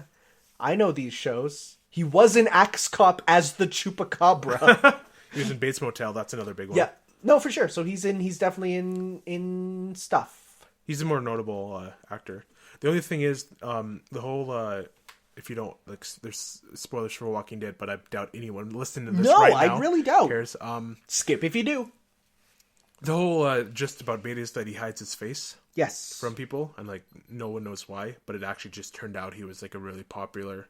He was a movie star, no, a basketball star. Okay. And that's why he hid his face. He didn't want to be recognized, but like we know what he looks like. Like how I just hope they like get rid of that aspect of beta and make him more like you just get rid of the hiding face thing. Okay. Type of thing. So that's pretty cool. Cool. Season 9 is going to be awesome. I guess I do have more Japanese news. Jump Force got a some new info. Seems like we're getting new Jump Force info every 2 weeks here. Well, because it's every month pretty much. The only time it got doubled up here was because of the Gamescom. Okay. But we'll also get probably something at TGS there. We got another One Piece character. Sure. Throw in Sabo, why not? He's cool. We also got Vegeta, because of course Vegeta's got to be in. But the most interesting thing, there's going to be an avatar system where you basically at the start of the game pick an anime, one of the big three, Dragon Ball, One Piece, or Naruto, pick one. You get to make a male or female character, dress them up, and give them select powers from every character. Huh. It's like, it's kind of a sort of MMO system where they showed there's lobbies and stuff. Wasn't expecting that. That's kind of cool because now you know what it is? Hey, we can't put in this one obscure character from a game. Make them yourself. Give them powers that work for them. You know? Ace is not going to be in the game. Like, he's a One Piece character. But give him, like, select powers from Sabo and, like, all these other characters. There'll probably be the parts to put them together. You can make them. And I think that's cool. That's cool. Hey, you know what? They said Light from Death Note is not going to be playable in the game. He's in the story, but he's not playable because, of course, Light doesn't fight. What do? You can make them now. So I think that's cool. I think that's a cool system. I can also make a cute Luffy girl, which is dope. You do the next story as well. Cool. You have more. Dante got his trailer for Devil May Cry 5. I haven't seen this yet. What? No. You haven't seen him riding the motorcycle, and then he jumps up, rips the motorcycle in two, and then uses them as dual swords with wheels on the ends that he revs up on enemies' faces. We'll have to watch it later. It's super dope. The sad thing is there was just a Devil May Cry 5 leak recently. I was wrong about it apparently. What I thought was endgame stuff was like not. It's like prologue, but it's sort of like it's a bit of a difference. Well, it's sort of like how like Final Fantasy 15 starts with the prologue. Yeah. Like, or it starts off near the end and then goes back, you know? Okay. So it's like, it does that sort of thing. But it did super spoil the one character who's been not talked about much. His name is V. I'm not going to say anything. I'm just saying just avoid the leak if you don't want to know who V is, because it was a surprise, to say the least. But no, it looks good. There was also a release date, which is going to be sometime next year. I don't remember the date. Was it in January with everything else? I don't like everything else is coming think out it's in January. Let me check. I think it's February. a little bit past. Oh, March. Yeah, so that's not bad. Yeah, so that's going to be good. Excited for that. Got to play through 3 and 4 before it comes out, though. Got to play through the entire series still. I would say just 3 and 4 is necessary. Well, you know, we'll see. 1 is old, 2 is bad. Although the game is confirmed to take place after 2, which for a long time people assumed 2 would just be non-canon forever. But they confirmed no, it takes place after 2, which is like, interesting. Okay. Yep. Last story for me, which I thought was Japanese, but It's not. yeah, I was watching something while making this. Fair enough. Shovel Knight is getting The final. the final package. Yes. King of Cards. Which is a single-player campaign starring King Knight, which features both platforming combat as well as a collectible card game that you fight against other people with. Showdown. Which is a multiplayer-based 16-character brawler, like Smash Bros. However, it also has a single-player story mode campaign. Really? Yes. That's awesome. With cutscenes and everything. I watched gameplay of Showdown and it looks great. 16 characters. We know, I think, 12 so far. Yeah. So the 8 knights of the round, Shovel Knight, of course. Like the girl. Shield Knight, Shield Knight, Black Knight, and one of the just random like enemies from the levels. Which so I'm so happy because my whole time I was playing Shovel Knight, I'm like, I hope for the multiplayer we get to play as that dude because he has a full moveset. Like he's right there. Yeah. Lo and behold, boom, they do it. Nice. It's dope. And also, like all the stages and like one really cool thing that I was like, I wonder what they're gonna do is like Polar Knight is full size. Like, when you play as him, you're huge. Mm-hmm. So it's like, I was wondering how they'd work with that. It is the playable character versions of the ones who are playable. Like, for example, like Spectre Knight and Plague Knight look totally different when you're playing as them versus their bosses. Like, they're physically different looking. Yeah. You're playing as the player character versions, not the boss versions. Oh, okay. Which is better because they are cooler. Yeah, but the stages look really cool. Yeah. I really like the gimmicks. And so we have at least 4... They said over 16 characters. Yeah. Do you have anyone who you really want playable? Who could still be in? I know you do. Yeah, Baz. dude. Baz Knight! Oh my god. I'm expecting all them to be playable. All of the guest bosses, honestly. Yeah, probably. So, like, Ray's and then the Mr. Hat and then... Phantom Striker and... I wonder if they're going to make, what's her name? Oh my god, I just realized Kratos might be playable too. He has a full moveset. Oh, that's cool. And then the Battletoads in the Xbox and Steam versions. I'm just thinking of the girl that Plague Knight... Mona? Maybe. She's not a combatant. She's more of a scientist type. Maybe she... Have you seen the Plague Knight stage? I don't know. Well, maybe she would be in the background. She might even be like an item or something. Like she comes out and you can run up to her and she'll give you an item or something. Cool. It's just cool to have like a Smash Bros. Type it's dope. Game. Yeah, no, for sure. Amiibo 3-pack finally. Yes. Coming out 2 years after it was announced. You know what? Hey, they said that they've increased the functionality on them, so like that's dope. Everyone you scan in gives you a alternate player model in their campaign. So Shovel Knight gets to be the Crusader Shovel Knight, which is cool. We've seen the alternate Spectre Knight. He looks like Spawn, which is dope. Huh. We haven't seen Plague Knight or King Knight's alternate versions, which is, we'll see. And then physical release of the game coming out. Well, of course, yeah. Once it's entire package, the finished package. Well, the thing is, if you already own a physical version of Shovel Knight, it'll just be updated to this. Oh, cool. But that's like an all on disc. Now, mind you, Showdown is not coming to the 3DS version, that's fine. Technical limitations. Said. That's fine. Yeah. And all of this is being released on April 9th, 2019. You know what? Which is far away. But here's the thing. I'm super fine with all this being in because they said, look, we could have done this sooner, but these are bigger than what we expected. These are full extra games, both of them. Yeah, when they call them games, it's nuts. So like, there's a lot there. And honestly, not the whole team is going to be working on it. I'm fully expecting about halfway, they're going to like start working on their next project, which is not going to be a Shovel Knight 2. They already said that they want to do something else. So like, honestly, I could super see it being like, oh yeah, by the way, beat, King of Cards and Showdown and get a trailer for our next game or something, right? Like, maybe it could be something like that where there's a teaser for their next thing, but yeah, looking forward to it for sure. That's right by my birthday. Spectre Knight. Yeah, no, I definitely get on that because that one's a pretty meaty campaign. That's the longest campaign in the game for sure. Okay. Shenmue 3 got a release date. So the release date was announced. August 27th, 2018. Nope. Yeah, no. That's the thing. It was announced. It was announced August 21st, 2018, and they're like, "Oh yeah, the game's coming out August 27th, 2019," and we're like, "That is so oddly specific. It's not gonna hit that goal. Like it's so weird. It's either gonna be like a week earlier or before, or like months off, right? Yeah. But dope. Looks good." The original two are on PlayStation 4 now. Yes, yeah, they are. Soul Calibur 6 got a bunch of new characters. Some officially announced, some leaked. The first one being Aswell. He's the... Aswell. Yeah. I should have done him second because then I should have said as well. Oh, darn. Messed it up. He's basically like the final boss type character, but... I don't think he's the actual final boss. I think he's more like a weird sort of side guy. Okay. He fights like Noctis, which is weird. Huh. He literally he opens his arms and a bunch of phantom weapons appear. Not just swords, but like a bow and arrow, a staff, nunchuck. And so basically he just holds his hand out and grabs a weapon and uses it and then throws it away and then grabs another one. That's cool. So it's Noctis.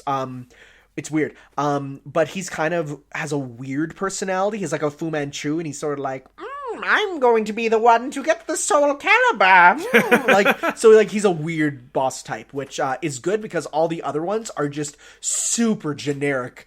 You know, I will be the one to combine the world. Like, just boring, right? So giving him a personality is good. Raphael, the fencer, and Cervantes, the pirate dude with 2 swords and a gun, they were leaked. Their designs look weird. I don't love them, but hey, they're cool. They're good movesets. And then finally the announcement that Tira from 3, 4, and 5 will be DLC. Not pre-order bonus, like people said. Just DLC. Why don't they just put her in the main game? It's weird. It's not being done well. And she was announced before all of them, which is the weird thing. That's weird. Yeah, it's weird. I don't particularly love Tira. She fights with a ring blade, meaning it's basically a hula hoop with blades. Oh, okay. I don't love her. And finally, whoa, hey, this came out of nowhere. This and Streets of Rage 4 are combined for the most announcements ever, which is Windjammers 2? So, like, okay, Windjammers for the last, like not this year, but go back the last, 15 years. It was a super obscure arcade game that was talked about in whispers on the internet of a mythical game where you play like cool disc-based, sports stuff. And it's like, oh, it was cool. It was like anime and it was pixelated. It was fun. It was fast. And like there was only like 5 arcade cabinets in all of America. It's this super rare thing and awesome, right? And so then, of course, then they announced, oh, we're putting it onto consoles. And people were like, yes. And I don't even get the jokes about Dave Lang. There's jokes about what? There's jokes about Dave Lang dying, and I don't get it because it's weird. It's a weird history. Dave Lang's alive, but the jokes is that Windjammers will never get released until Dave Lang dies. So of course, when Windjammers got a re-release, people were like, Dave Lang is dead.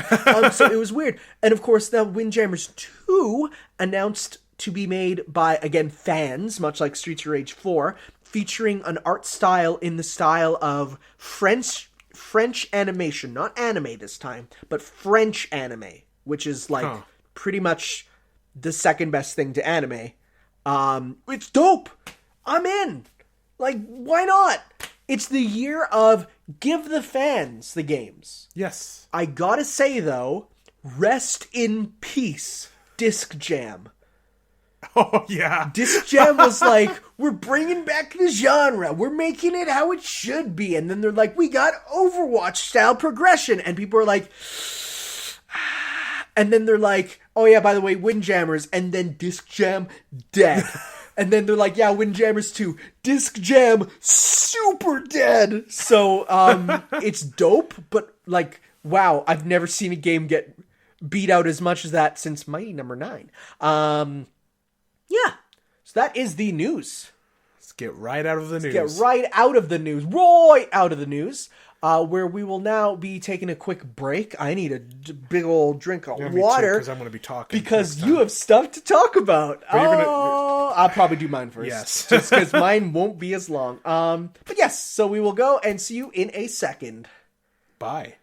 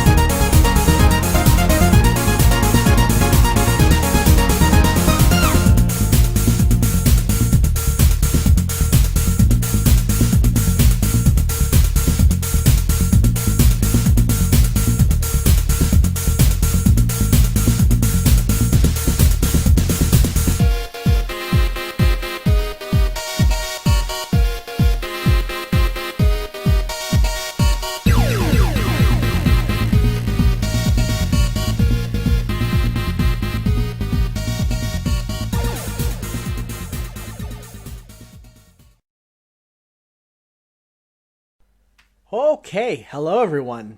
Adrian, put your glasses on. Nothing will be wrong. What? It's okay.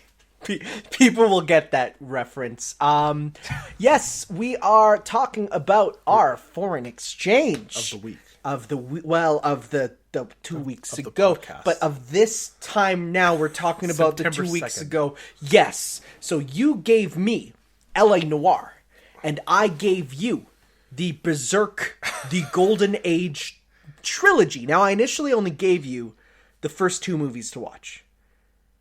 We'll talk about it. But We'll you talk- watched all 3, which, you know what? Honestly, I was like, I'm going to have to make him watch the third one eventually. So I was like, oh man, it sucks. But hey, you know what? You watched it. So here we go. But let's start off by, I'll talk about a little bit about a little game called L.A. Noire. I want to say first, the stream you did. It was really fun. Yeah. It was fun. Okay, I want to, so like, I went upstairs for a sec, right? To like, get like food. Yeah. Go to the bathroom. Came downstairs. And you were trying to put the pipe back on the wall there, and you're like, ah! I'm like, should I just like say something in the chat? Or... Oh, I was super joking around. What are you doing? I was joking. I was like, because the answer was so obvious, and I'm like, let me just pretend I have no idea which one it goes to. No, so my stream of this game was a lot of fun. You just parked your car on top of the other car. And the voice you did? Which one? You mean the world of tomorrow? Welcome to the 1940s. It's great. So I can 100% see people loving this game. I have a few issues with it, though. So, were you there when I got stuck on that one loop for like 40 minutes? When I went, I love it, but... So, one big problem I have with it, and this comes from me playing like Ace Attorney and playing like Danganronpa and other sort of interrogation-based sort of mystery-solving games. This game goes way further to the realistic side. Yeah, it relies a lot on you remembering and so you like information. it's like when someone says something, you gotta listen. Yeah, because like you will go through a whole conversation and it will just say, okay, now solve for it, right? Like, and a bunch of times I'm like, what am I even doing? Like, what am I answering, right? And I then discovered the log function, but even then it's like I'm reading it, and I'm reading this whole thing, I'm like, what am I trying to say here? You also gotta like take in how they're saying it too. Yeah, for sure. And then of course, this being the remastered version, the change of truth, doubt to good cop, bad cop, I'm gonna be real, screwed me up. Because a lot of times it's like, it feels like good cop, bad cop is just like the approach is different, but the intended result is meant to be the same. Where truth and doubt is like, it makes sense. Truth. Are they saying the truth? Do you doubt them or do you have evidence to accuse them? That makes sense. Yeah. This new way of good cop, bad cop, accuse, it's like, it feels like you're given 2 options. Do you believe them? Do you believe them but you're angry? Or, you know, like, yeah, so that was a bit weird. I needed to think to myself... Bad cop is more like, they're lying, but you don't have evidence. I needed to think about bad cop means doubt. Yeah. Good cop means truth. Like, that's a change that I don't agree with. What do you think about the setting? Like, oh, it's amazing. Yeah, that's. There was a few technical foibles as I was playing. There was a couple of times where phone wire that looked like you were in the phone wire that was just the void was one thing where I'm like, oh my god. You're like driving down the road and then you're like passing. I'm like, I thought you didn't notice it at first, and then you stopped and like, what was that? And then the cinematic camera. No, the cinematic camera is hilarious. It's so unfunctional. You were like driving and you just T-bone the truck. So like it's a lot of fun stuff to play around with. It does just make me want to play GTA a bit, because a lot of stuff, it's like every time you do something wrong, it's like everyone's like like either you're losing points on your ranking, or you can't even do some stuff where it's like, oh, you're contaminating the scene for driving over the dead body. And I'm like, I mean, I guess. It feels like the good guy version of GTA, Which it is. Which makes me go, that doesn't work as an idea almost. Like, it does, but it's like, for the open world aspect, you do have to take it seriously, and I can see people loving this game for its realism, but for me, I like to have a bit more fun. And like the NPCs. Oh, the NPC. Yeah, the NPCs are they're hilarious. They're funny. They just like you'll be standing in front of them and go, "Hey, is that there cop there who solved the murder there?" And it's like, wow, look at him way over there, and you're like right in front of him. The guy on the newspaper stand like telling a joke, and then when he's done the joke, his face goes completely. Yeah, why didn't he just walk away without saying anything? I wanted to go up to. I was trying to move it to Cole Phelps' neutral face, but it didn't work because you can't zoom in on his face like that. And then he's like, hot off the presses, and he's slapping him, and he gets interrupted.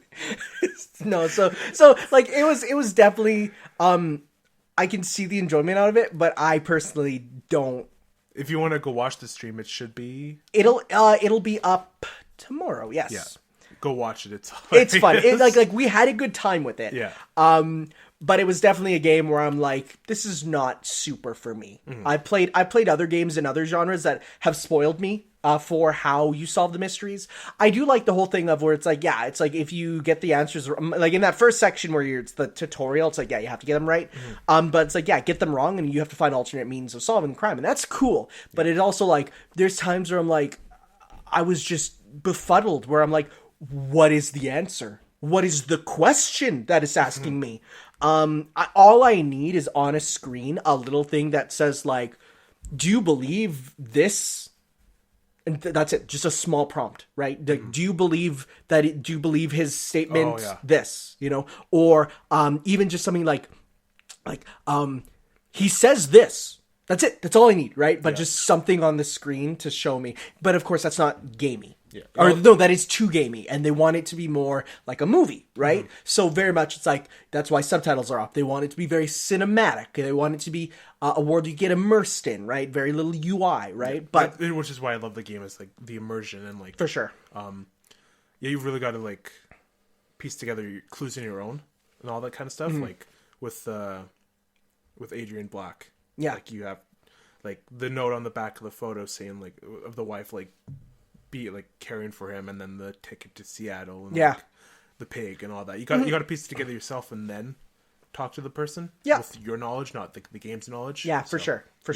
So it's different. You can see the love. I don't know if I would go out of my way to buy it personally, but if it was say like a PS Plus game, yeah, I'd probably play through it. Mind you, again, I was also spoiled in the fact that I have watched a playthrough of it in full, but it didn't when it first came out. Seem to help you.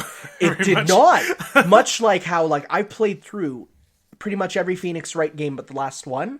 If I go back to any of them, I don't remember how I got there. Like I'll remember I'll remember who's the bad guy, who's the what's the evidence we used to pin on him, but that's it. Like I don't remember anything else. Like I don't keep that knowledge, right? So yeah, there are some like cases like down the line that are really cool, that get really dark and like there's a Jack the Ripper one and all that kind of stuff. I don't even remember that one being in. So yeah, well, it might even be a DLC one though, because I know there was a bunch of DLC cases. There was one in the base game where there were like limbs that were like discovered. Ooh. That like really gruesome stuff. Okay. Down the line. Yeah. Any last comments? I mean, I like again, like the aesthetic of it, the music was so good. What about the driving?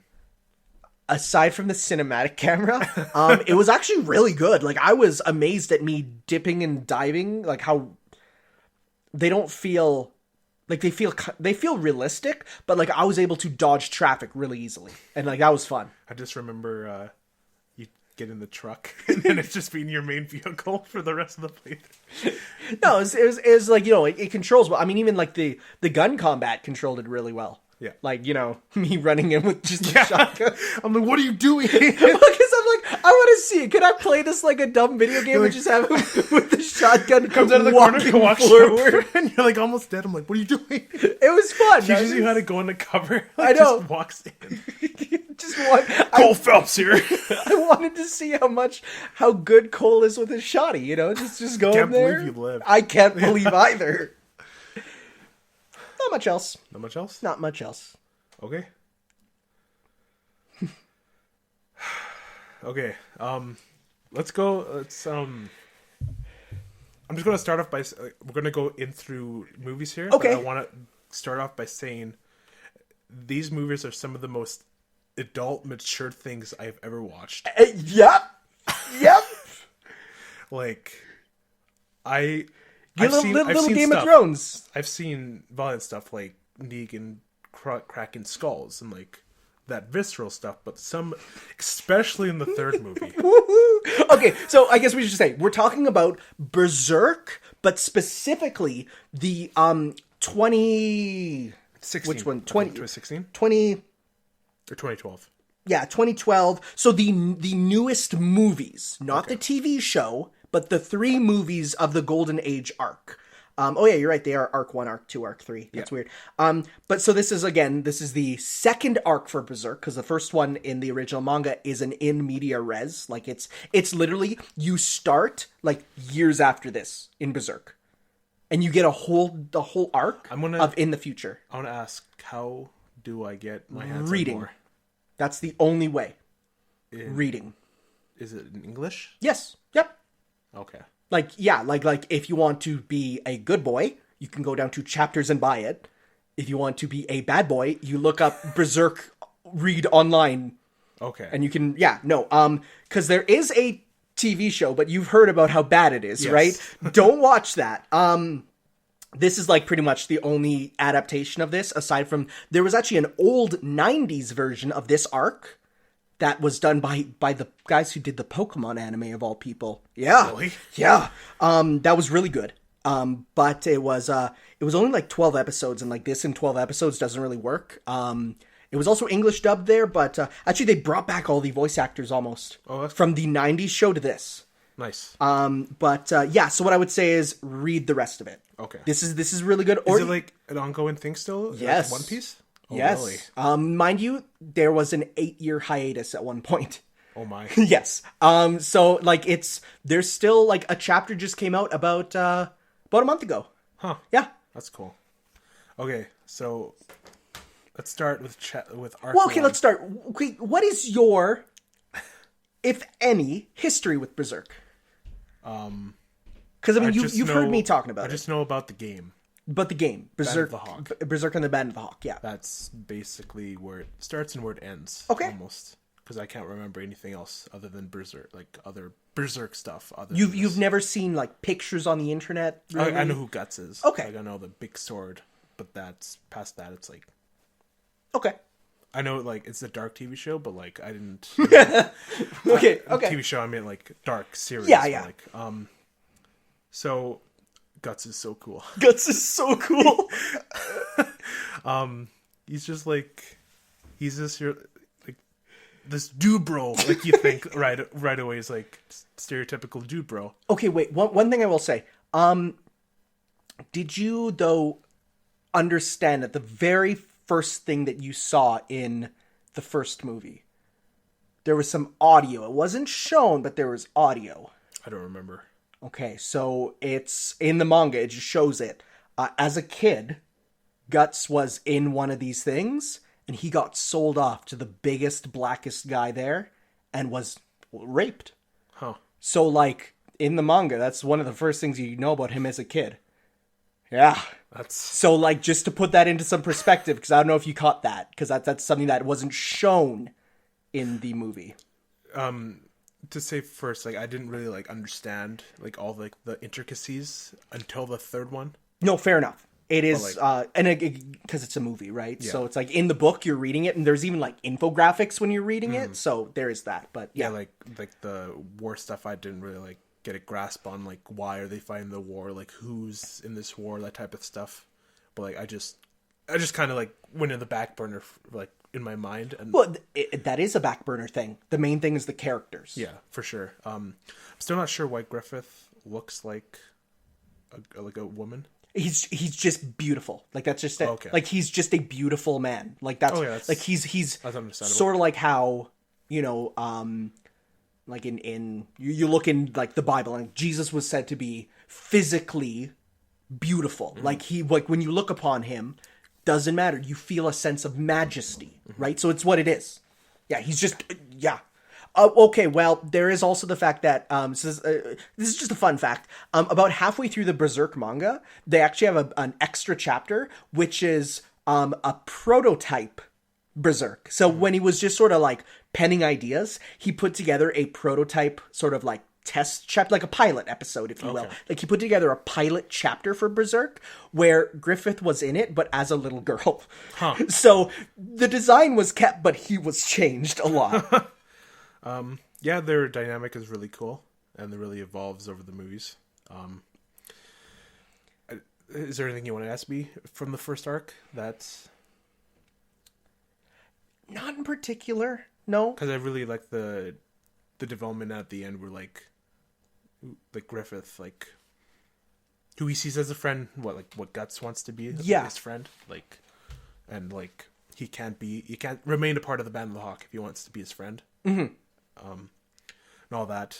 And then going into the second movie, it was kind of the one, like I was working on the notes for today's episode while watching it, so like I didn't have my full attention to it, but like, and that's honestly fine. This one is very much the just like going through the motions, if you will. Like it was stuff that there's even stuff that's skipped over in this one from the original manga, because it is just sort of like not really filling up for time. It does lead to character development, but it's a lot of like in the grand story, it's not as the important stuff. It's mostly establishing what am I thinking of? Like commendations, if you will. When they talk about Guts, the 100-man killer, right? Yeah. Like you wouldn't really see that without this. You wouldn't see Casca as, actually like a really good soldier. I really liked when they fell off the cliff and like that character development, like went through all that stuff. Like that was really cool. What do you think of Casca?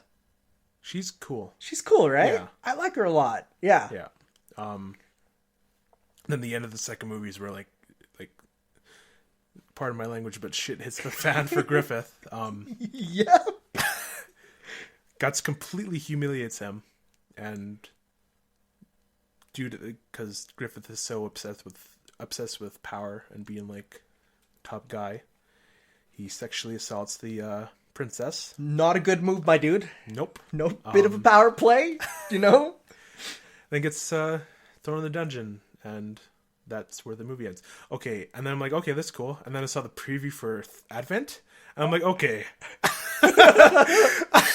I'm not stopping here. So I was actually gonna be if like when you said you watched the third one, if you didn't say that, I was gonna make you watch the third one this week, because like you need to pretty much.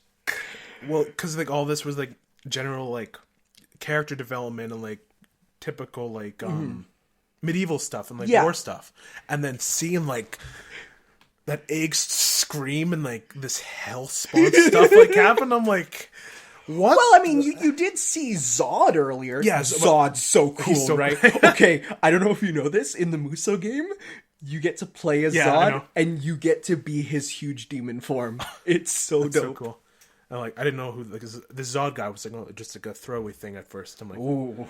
And then and then I saw this hell spawn and like this death and destruction. I'm like, okay, put in the third one. And then right off the bat, like the first, like when you go to the main menu for these movies, like, there's like the epic like music and like the animation and all that. And then the third one it's silent, and it's just the picture of the cover.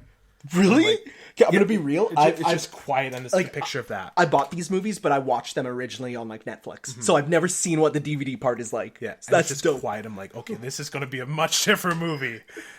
So I played it. It even starts ominously, like everything's so dark, like with the bell chimes and like Griffith running through the town to go to the Heaven Castle. I think that it's like. I didn't really like understand what the castle symbolized for Griffith, but like it's up to personal interpretation. That is something that is not like explained. That is something that like come up with your own interpretation. Pretty much. I interpreted it as like where he wants to be in his life and like the power. Yeah, the power aspect. That's like the most common thing. Yeah. Yeah. And it started like, I like between the beginning and like where Guts and Casca do it in the forest. Like, did anything happen between, or is it just like kind of hops in? Kind of. Like, again, it's been a while since I watched like these. they were in the forest. Yeah. And they get not assassinated, but ambushed by the almost Persian. Oh yeah, the Kushan army. Yeah. They're basically meant to be like Persians, pretty much. Yeah, it's like it's a fantasy world, but they're very clearly based on different like places. I thought this was like the first supernatural stuff, but these guys are just really fast. Really? They actually do have a lot of well,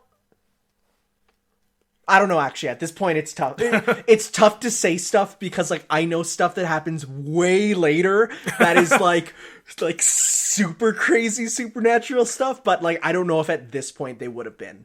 But it could be. It could be for sure. And then in the forest with Guts, butt-ass naked in the forest, and the Skull Knight. Skull Knight's so cool. He's so cool.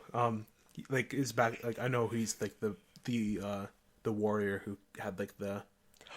We don't know that yet. Really? We don't. Oh, that's what I assume. So that's what everyone assumes, but like officially, we still don't know 100% who Skull Knight is, even now. So like, he's still an enigmatic figure. And then he's like warning this ominous thing is about to happen, and like that really reminded me of Majora's Mask and like this impending doom that's like right on the doorstep. Yes, made me feel like that type of thing.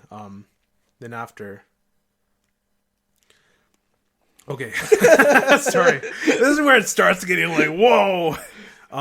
They go to save Griffith. Yes, and who is now just like, oh my god, ruined. I'm actually really happy we never see what his face looks like, because I don't know if I'd be able to handle it. I looked at the they had like a gallery. Oh yeah, in the DVD, and they actually showed his face. And really? It's just like really like scarred on his eyes. Okay. Doesn't look that bad, but they probably like make it. They would have probably made it worse in the animation. Yeah. But man, he's wow. Oh yeah, at the very beginning of the movie where he's on the floor and he opens his eye and then these like, I don't know, the monster stuff comes out of the wall, and then the devil. I think is he the devil? Like the brain guy? Okay, we'll get to them when we talk about them. Okay. Yeah, but like you see him and like, okay, this is his name is Void. I'll just tell you that. Oh jeez. Okay. Yeah, but saving him and like the midget guy who tortured him and like, oh yeah, he's a freak. Oh, I hate him. And then when Guts just like slams the sword through the door and just impales someone, yes, I actually went audibly, yes. Like Guts is so cool. It's so cool. And then like he like cuts his tongue out and then like drops him in the pit, and then all the guards there. I'm like, like they're in time for a Muso moment. Am I right? Like, they're in deep trouble. And then Guts is like, I'm just so angry right now. I'm gonna kill you all. And he just like all the violence. Like it wasn't like that over the top. Like I expected like this type of violence because like I know what Berserk is. It's a violent like property. Yep, it's pretty violent. Then they went on through that, and then the little downtime, like they want you to like kind of like remain calm before the tornado comes. The literal tornado. Yeah. Like figuring out like, oh yeah, when they walked, they were escaping the castle, and like how they ambushed. Who's the guy that like who said like go, but like they actually went before. And the guy who, like, fast forwarding while they were in hell, like, he was like, this is all a bad dream. Oh, those are just members of the Band of the Hawk. Yeah, those are... Yeah, he's kind of like a notable character. Here, let me... And the dude, the big Asian dude, what's his name? Like, his... We looked it up, and Guts is the time to oil up guy. Oh, that's great. Pippin, that's his name. Okay, the big Asian dude. No, Pippin is not the big guy. He's No, I thought it was. Was that Pippin? I Yeah. thought that was. Yeah, No, Pippin. you're right. Yeah, the other ones are Judo. Corcus is the smarmy one who people. Yeah, he's the smarmy one. That's the guy Yeah, I'm talking about. Judo and Rickert. Yeah. Also, like, going back, sorry, I'm going all over the No place, worries. but, I mean, yeah, it's you're looking at a whole movie trilogy. I like Oh yeah, there's Gaston. the little like character moments where Yeah. I think it was Griffith and the princess. Like they were like doing the whistle blow on the Leafs. Mm-hmm. Like that's cool. It's like I like that kind of like bonding. There's a type lot, thing. yeah. Who's Judo again? Judo is The kid, yeah. Yeah. Well, not the kid. No, that's Rickert. Rickert is the Okay. really young one. Judo's the kind of older one. Okay. Yeah. Yeah, but then seeing like them trying to like figure out who's gonna lead the Band of the Hawk now, because they've been like outcasted by the what's the the kingdom called? Doldry? No, Doldry's the other one. Midland. Midland, yeah. Yeah. And they're like figuring out like where to go here from now. Like they thought like when they saved Griffith, they were like they didn't think Griffith was going to be like They expect him to vegetable. be a big leader again, right? Yeah. And like, yeah, what you got can't was do that anymore. 'Cause No. cut out his tendons and like everything. And it's like, ugh. It's pretty rough. Yeah, he it's gets done in pretty bad. Man, like death would have been better. Yeah, I feel bad for him. Like even after what he did, like it's a crappy thing to do, but like Go on. it's just like terrible. You know? Okay. Where was I? And then like they're tending to Griffith, like all that kind of stuff. I'm like maybe he'll like be better and like maybe he'll like get his like he'll get back to health, but like permanent damage. Yeah. But then he has that vision where he sees the castle and he takes the It's called a baylet. a baylet. Yeah, that's the little stone with the eyes and the nose and the mouth. I thought that was the egg of the king. No. The egg that's what they call it, but it's called a baylet. Okay. That's like later on there's more of them in the story, so they're called the baylets. Like that one, the red one, the crimson baylet is the egg of the king, but later on there's other baylets. Okay. Yeah. Yeah, then he crashes into the lake and then like tries to kill Did you himself. like that Thanos reference? Yeah, I was like I didn't So yeah. that's why when I was in the theater and I saw like that scene of Infinity War, I'm like, oh god, we're getting the Eclipse in Marvel. Like it's really apparent. Like people have done like I'm just gonna type in Thanos Eclipse and I'm sure it will like you'll see the comparison. Like yeah, like look at this. Look at the comparison. Right? Yeah. Like it's really there, right? So people have said like this might actually be a reference. Like it's so there, right? Especially with what happens from this, right? So, yep. But yeah, with Griffith, tries to kill himself with the pike in the water. Yeah, it's rough. Doesn't work. He doesn't go through with it. And then miraculously, there's the egg of the king right there. Well, there might have been some divine influence on getting it there, probably. you know, probably. Yeah. And then shit hits the fan. Oh my god, does shit ever hit the fan? Like, okay. When Guts is running to, like, aid Griffith and the eclipse starts, I'm like, oh. I literally went, oh. What did Griffith mean by, like, he's like, if you touch me, I'll never be able to, and then he just cuts off? Like, he says something like... I'm not sure. I'm not sure what that means, actually. But then Guts touches him, and then the egg screams. Yes, the baylet activates. Is that like a portal to hell type thing? Like, I've never, like... What is the importance of the baylet? Like, why is it... It's called a fetish. That's like what it's called. And it's basically... It allows you to form a contract with... And these are who you've seen, the God Hand. Who are basically the concept of evil. So normally, when you use a baylet, not the crimson one, but a regular one, you basically establish a contract with evil, and are able to turn into, say, like Zod's monster form, right? Like he had a Bailet that lets him turn into a monster, right? So there's another dude later who like he turns into a massive slug, right? So like the more powerful you are, the more horrible monster form you get. And all it is establishing a contract that says, look, I get to make a wish, but I have to turn into a terrible monster, you know? So, but of course the Crimson Bailet being the most, you know, the egg of the king is the one that it's like, yeah, like you not only become a monster, you get to become one of the God Hand. So they go to hell. And then stuff like the whole like landscape being like Faces? I'm like, that's pretty cool. Like, okay, like skipping ahead a bit. Whoever came up with these monster designs, Oh, they're so good. like, wow. Like I will say, because I actually read all of Berserk, right? And when you're reading and you see things on the page that are drawn differently, as in like you look at it and you're like, that looks like someone added it in later. Like it looks wrong and different. It's amazing. And so one cool thing actually, because it's in a movie, of course, a lot of designs of later villains are in that scene. So you get to like see them in there, which is cool. Okay.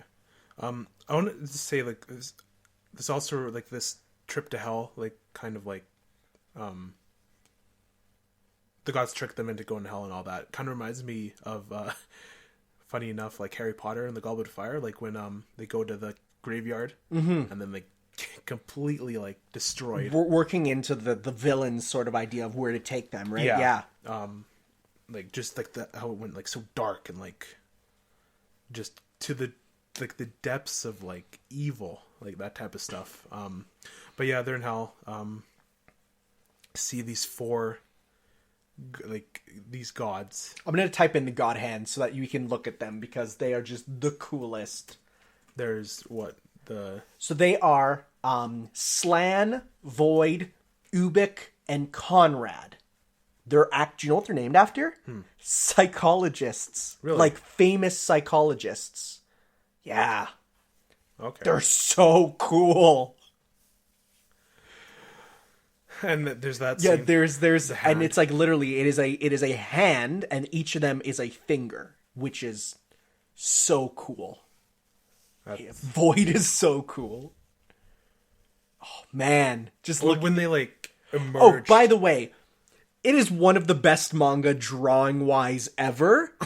Like that's why when people say like, "Oh, I don't want to read the manga." It's like, "No, it's some of the art here like it's so good."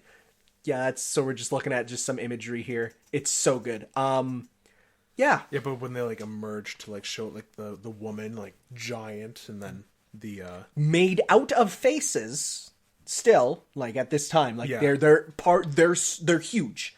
They're in the ground, right? and then the floating one like bursts like a balloon, and then the other guy with the deafening yell. Mm-hmm. And how did Void enter? He was just there. He was just huge in there in the background, yeah. Oh, okay. But yeah, this was a ride. It was a ride and a half. Like seeing almost all the characters just get done in. Like after that, like after they escape hell by Skull Knight, Skull Knight's an MVP. So one thing that should be said, like people escaping the Eclipse is not a thing that normally happens. Like that's why it's like a big deal that like these guys. And the Nosferatu Zod is like a gatekeeper for the place. Well, he was just outside. He didn't want to be in there to enjoy the killing because he wanted to defend it. Yeah. Okay. But yeah, they get out and like just like imagining like all of the people like they did the flashbacks to like all the characters and all that, and like just imagining like everyone you've ever cared for just dead. Like even the ones that even Casca, she went mentally insane. She lost her sanity because obvious reasons. Wow. Yep. It just felt so like hopeless and like I don't know. Like, ask me questions. Okay. Okay, let's see here. So like, even though, like, you just watched these movies, did you feel for the killing of these characters? Like, just, like, these characters who you've come to know. Like, mind you, like, you know, when, like, not to compare again to, like, Infinity War, there was that sadness to seeing these characters fade away, right? But even in these 3 movies, did you feel... Well, yeah, for them being... Yeah, like, obviously not Corcus, but... Well, kind of, actually. Really? Really, for Corcus? He's like, could you imagine, like, it was just all a bad dream, and then he just died. Like, Well, no, he sees a hot woman, and Yeah. he's like, awesome, cool, and then dead. like, the way they die, too, it's just like, whoa. It's brutal. Yeah. Like, they ripped apart. And, like, I saw, like, I read summaries, and, like, the best way to describe this, like, series is, like, the show don't tell method. Yes. Like, literally, in Yes. every sense of the word. Yeah, like- very much. Like, that's why when you ask me questions, I'm like, I don't know, really, because a lot of it is just, like, you're just shown stuff. And then the mark of the sacrifice. Yes, the brand of Why sacrifice. do they brand them and they just die right after? Well, because then it basically it alerts the demons to their presence in the world, so that they can't run. So then that later becomes a thing where once they escape the eclipse with the brand still on them, Yeah, because Guts gets haunted every they can night. still, like, yeah, every night they can still be pursued. Can you imagine not being able to ever sleep again my God. because at night monsters come for you? That's true. Like, And this is why I want to, like, know what happens after. so Like, I will say, as the series goes, its genre drastically changes. okay. It's very much like normal realistic fantasy with slight normal realistic, like, war stuff with slight fantasy elements, and then of course the eclipse happens. It starts to transition, and then there are major events that drastically change the genre. Okay. So there's some really cool stuff that goes on with that. I would definitely say, like, you can pretty much pick up and read from where the eclipse ends, and just read from there, and you'll get, you know, pretty much the story. So, of course, what did you feel about the actual, like, ending, the final stuff that you see for Guts? Like, okay, before I'm like, I saw pictures of him without his hand. I'm like, oh, that's weird. He lost his, like, arm. Yeah. Like, he might have just got cut off by, like, a guy or something. Well, They've got the upper hand, but no, he cut it off a demon. Bit off by a demon. No, he didn't. He didn't get bit off. He had Oh, to yeah, chop he had off to himself. chop it And off, was right, like, yeah. He, like, showed it Right, too. yeah. It's like, wow. And then, like, he's being held down, forced to watch, and, like, the claw. So that's gets his so rough, where it's like you get this relationship with this girl and you're forced to watch. It's bad. What did you think of Griffith's revived form? Kind of disappointing, almost. A little bit. So one thing I will say, that's not But that's probably that's a not a chameleon. suit. That's his skin. Okay. Like, it's not a suit over top. That is his skin. I'm glad he's doing all right now. So you still feel for Griffith in the end, would you say? So, because there's 2 very, very different parties for this. There's the party of Griffith did nothing wrong, and the party of me screaming, I hate Griffith so much. I mean, he did a pretty bad thing. I want you to realize that when we went to the anime-thon, I saw someone dressed up as Griffith, and I got viscerally angry and had to walk away. Like, there's... Don't get me wrong. What he did was he's a piece of trash for doing that. Yes. But You still feel a little bad at least? Yeah, Okay. a little bit. Okay.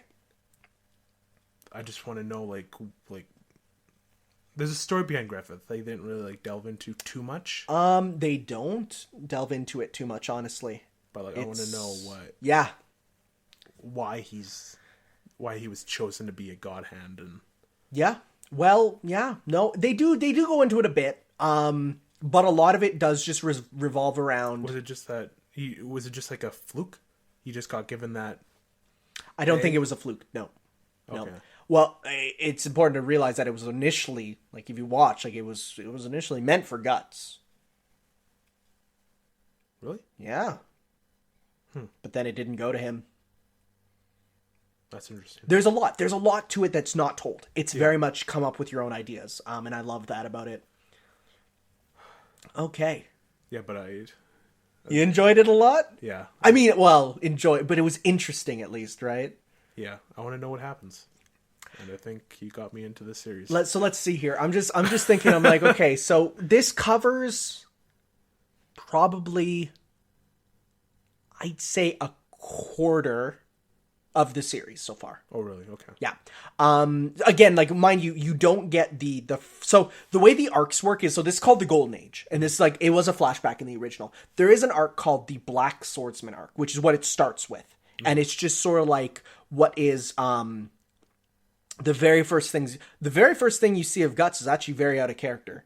It's literally him having sex with a woman, and then the woman turns into a demon, and he says, "Ha, gotcha, bitch," and then blows her head off with his cannon arm. Oh my God. So, like, that's very out of character, and some people don't even take that as canon anymore. But, and then it goes into just one small adventure that's self-contained almost, and then it does the flashback of how he got there. And then once you go back, like, once you catch up, it then it will go to that where it sort of got to, and then it continues onwards. Okay. So the mission for, like, Guts' mission after this is not to kill Griffith. Really? I thought it was. It is, but it's actually it changes really quickly. It's cure Casca. That's fair. Yeah. So I will say you're picking a good and a bad time to hop in. A good time because there's no hiatus right now. Like, it is coming out every month about a chapter. It's a bad time because it's like we're right, like, I wouldn't read this really quickly because we're right on the edge of something huge and it keeps cutting away from it and we're all screaming.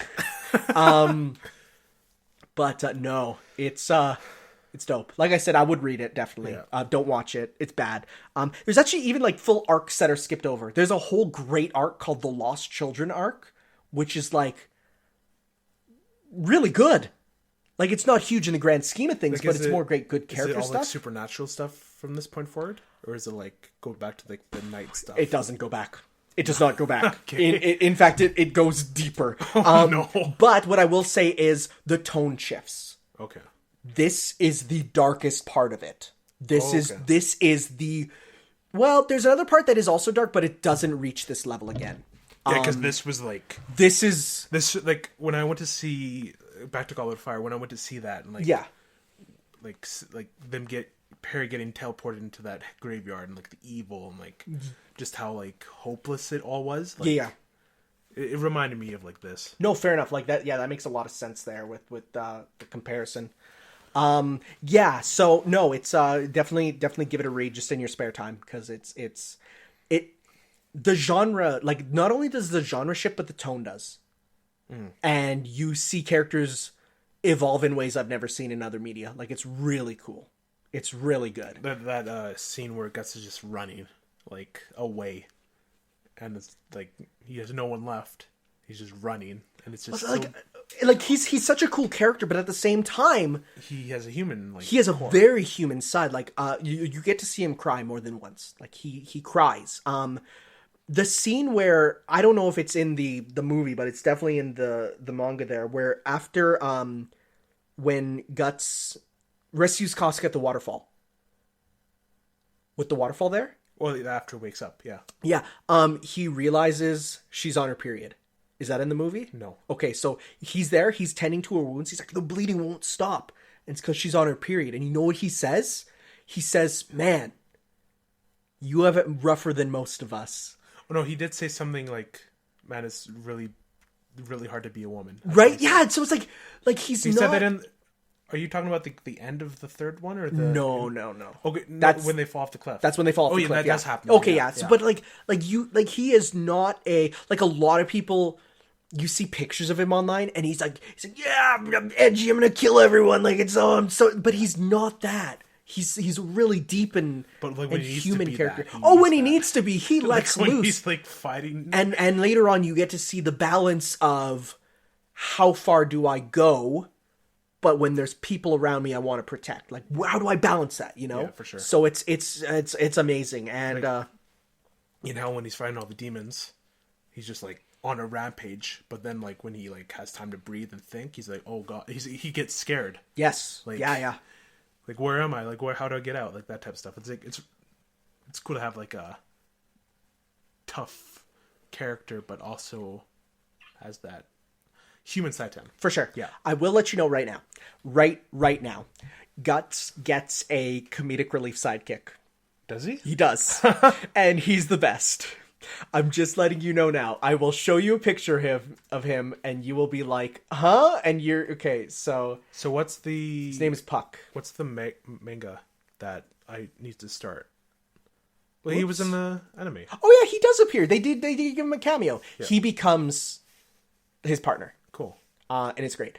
So when you say like what's it called? Berserk. Like what arc? Oh, do I start well, this is called the Golden Age. So what I would do after is that I would start at the end of the Golden Age. What is it called though? Like I'm going into the bookstore. Okay. Oh, okay. Well, no, they're just given numbers, so you just have to look up the numbers. So it'd be like Berserk 32 or something, right? Okay. So you'd go Berserk chapters, and then you'd see here. So it's like list of the Berserk chapters, and so you'd see here. So you see like they're released in like Volume 1 contains.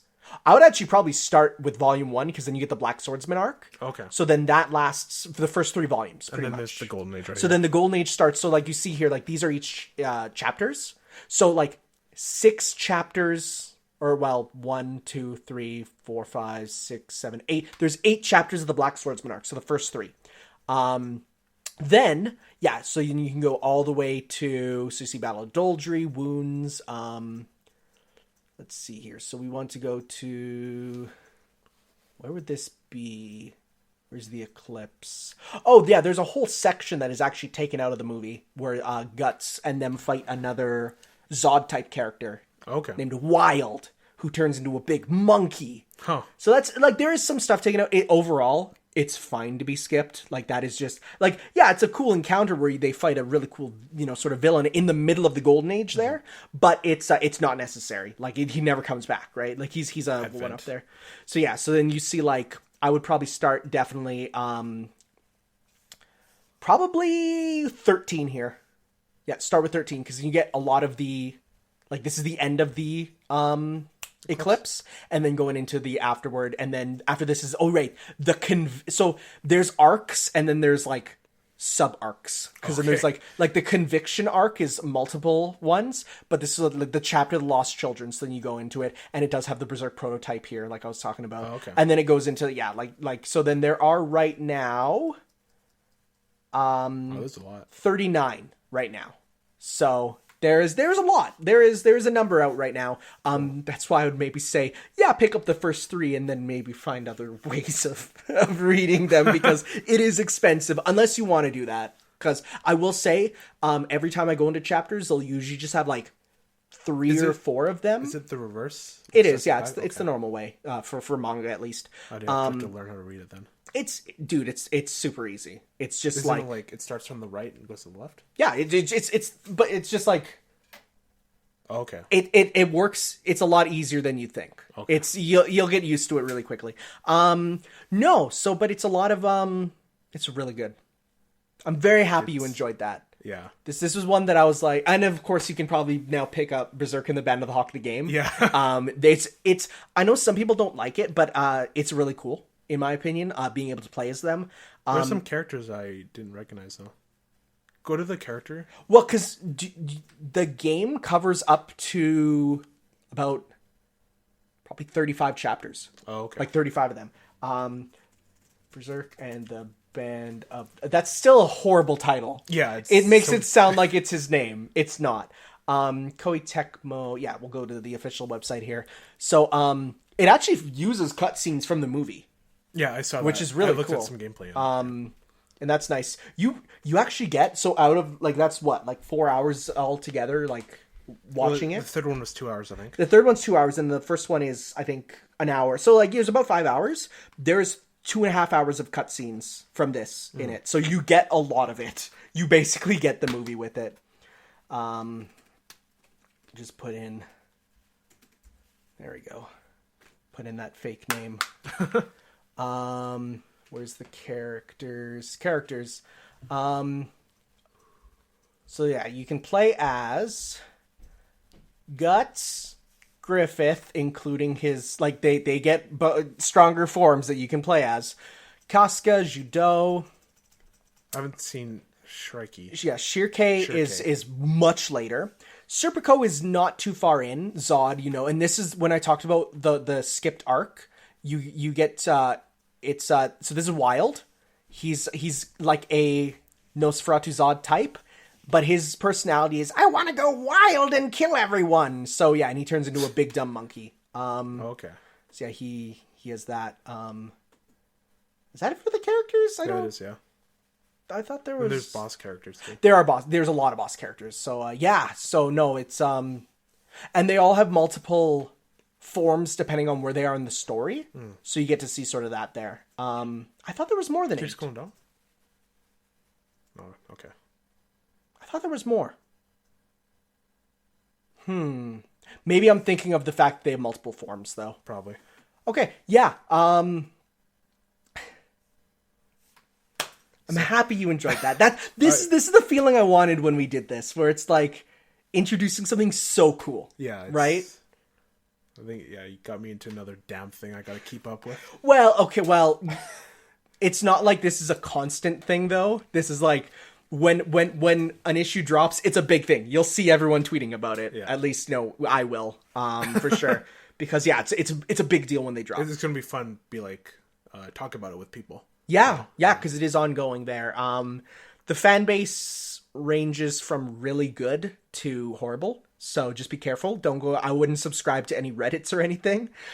Actually, the Berserk subreddit isn't bad. They mark spoilers and they have good discussions. I tried searching up a Twitter for it, but it's just all Japanese stuff. Well, yeah, because it's I know like if you want to follow one for official releases, you'd have to follow the Dark Horse Comics Twitter because they're the ones who publish it here. Okay. Yeah, not super much else to say other than I'm very happy that I introduced this and you enjoyed it there. Now I feel bad about not super loving LA Noire. It's okay. I knew you weren't like click with it too much, but like at least like we had like a blast of a stream. Yeah, it was a fun stream for sure. So we got that out of it. All right. If you have any questions about Berserk, I would gladly answer them in an email you guys can send in to shipsworldwidepodcast@gmail.com. Was that it? Yes. Yes, I did it. Speaking of emails, we got a couple. What about the next? God, you right. Didn't think about it? I know I did. I know which one it is, but I forgot that we're doing it now, not the end. No, we do. You're right. Now. Yeah. Okay, well, I'm going to grab mine here. Okay. It's not far away. I'll let you know it's a game. Okay. Oh, Shenmue. Yes. I have not actually played this yet, but I don't I was going to actually buy these games. Well, you'll get to try it out. Just to let you know. Remember... No, just remember, though. This is a Dreamcast game. Okay. It's old. This is also the most expensive video game when you factor in inflation ever made. Okay. I think GTA might have beat it out. Most expensive video game budgets. It's like okay, well, Call of Duty. The problem is though inflation, of course. Yeah. So that changes it. But okay. Well, at the time, this was.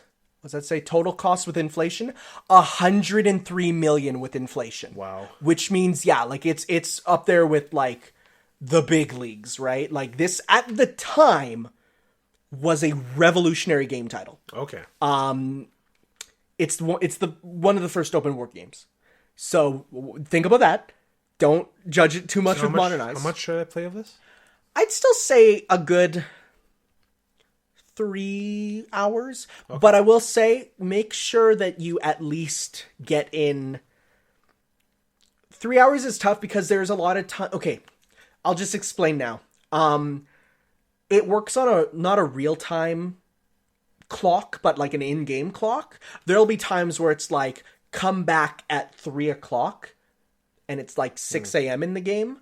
Don't just wait around. That's when you're meant to explore and interact and like just immerse yourself, right? Okay. There's arcades you can go to play Sega games, like stuff like that, right? Cool. So what I would say is definitely get to at least find the sailors. Okay. That's what I'll say. Take the bus. That's what I'll say. Get to the point where you can take the bus. Then you're good. Okay. That's where I got to when I played. And that's where you like, yeah, then after that, there's a lot more stuff. But take the bus is what I'd say. Okay.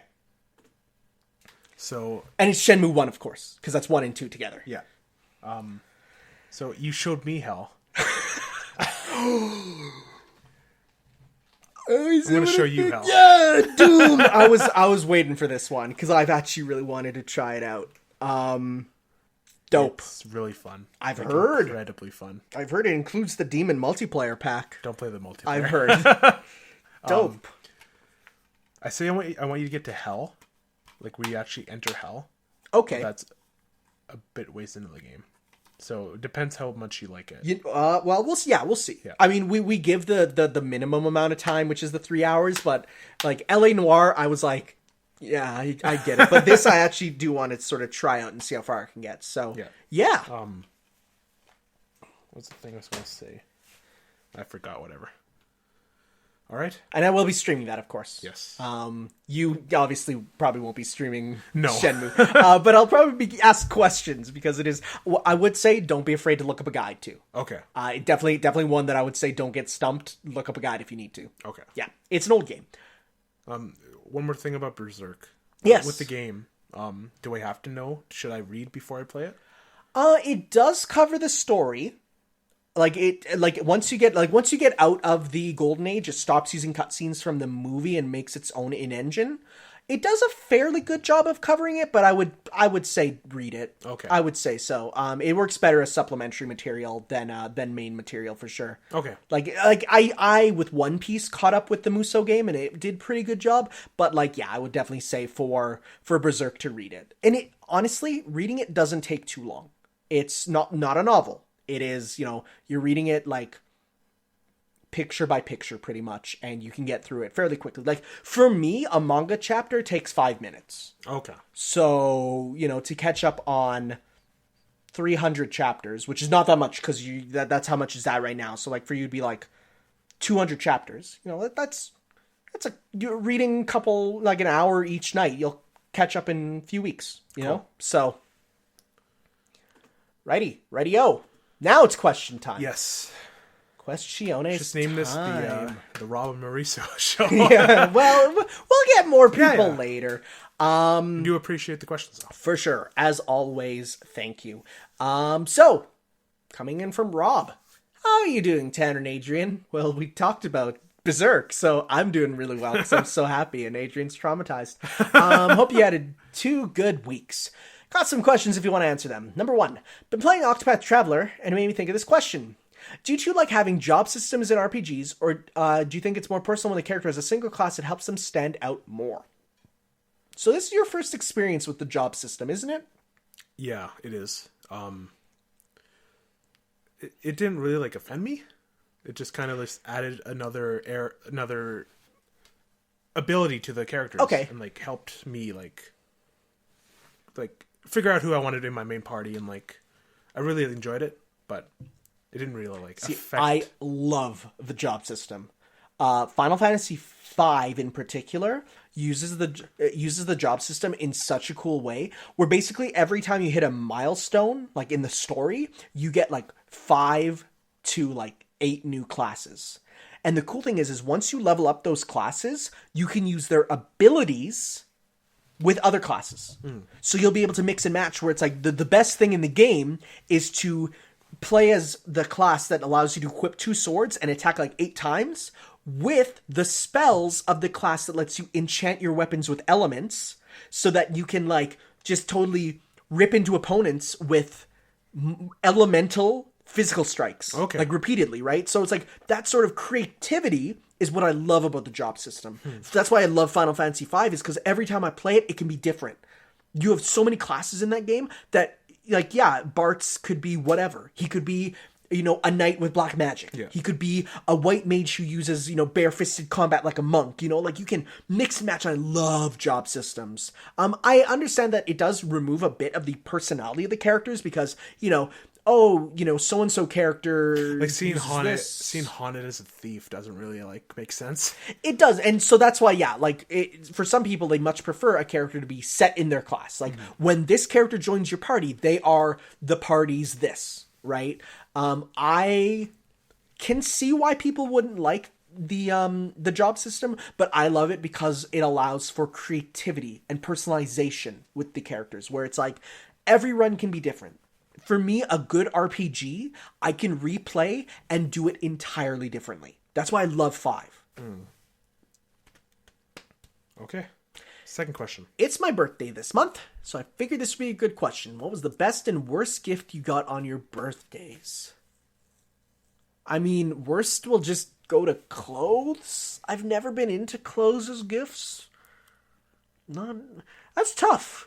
Best and worst. Even for me, especially for me, because I'm not a big remembering person. No, like I'm good at remembering, and I can't even think of much for this one. I can go with my favorite, one of the best birthday party things that I've done, which was I invited all my for my birthday I asked for my parents' gift early, being a copy of Sonic Riders for the GameCube, which I then used the next week to unlock everything. And then when the birthday party happened, we had a tournament of it. Oh, that's cool. It was fun. Like, that was a lot of fun, right? So I definitely remember doing that, and that was a lot of fun for that. So it was a birthday gift, but it was early. Yeah, that's a tough one. I'd have to go back in my memory palace. Since my birthday is so close to Christmas, I'm not sure if this is a Christmas gift or a birthday gift, but I got a Wii for that's dope. One of those, and that was pretty good birthday present.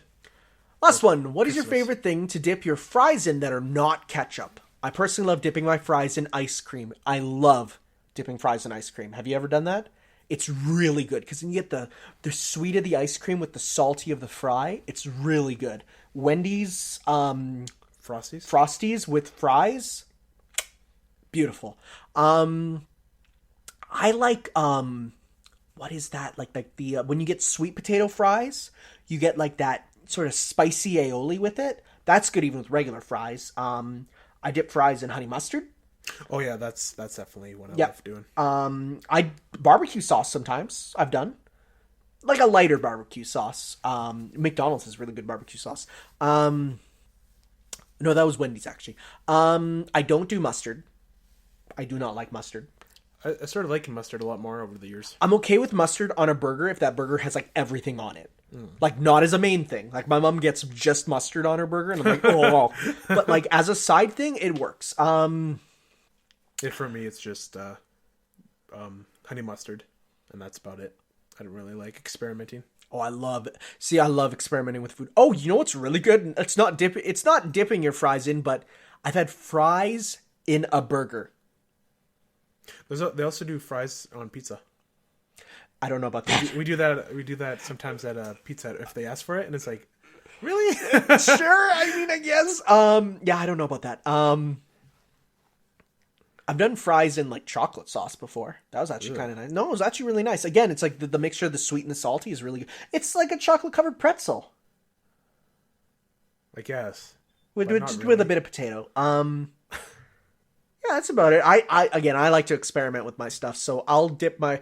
Like, I'm the type of guy who, if my plate has, like, all sorts of different stuff with, like, different sauces, I will just take a fry and drag it through every sauce and combine it. Like, that makes some people so grossed out, but I'm like, it's all going in my tummy anyway, so let's see what it's like if I do it in a different... Like, I will take potatoes and mix it with everything on my... Like, if I have mashed potatoes, I will just shove everything into the potatoes and turn it into like a potato thing. I was the complete opposite. I used to be the most basic food person. I used to say, can I get the cheeseburger without the cheese?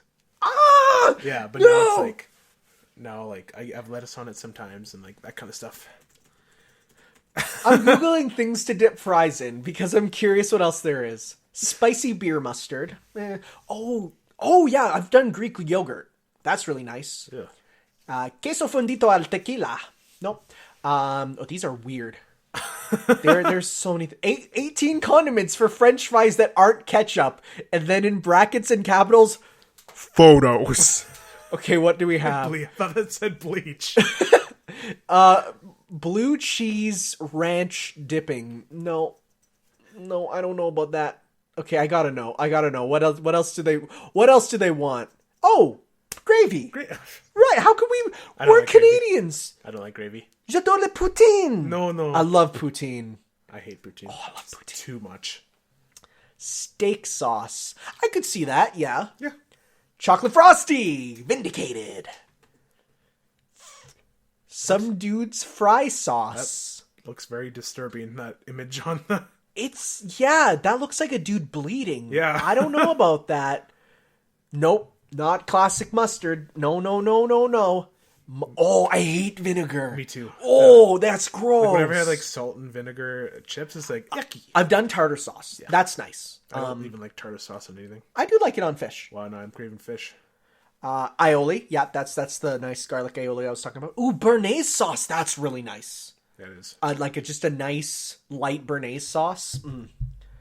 Buffalo sauce. I've done that. Yeah, that's nice. Fries and sriracha. Now, I love sriracha.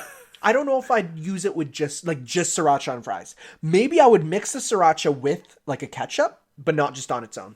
Yeah.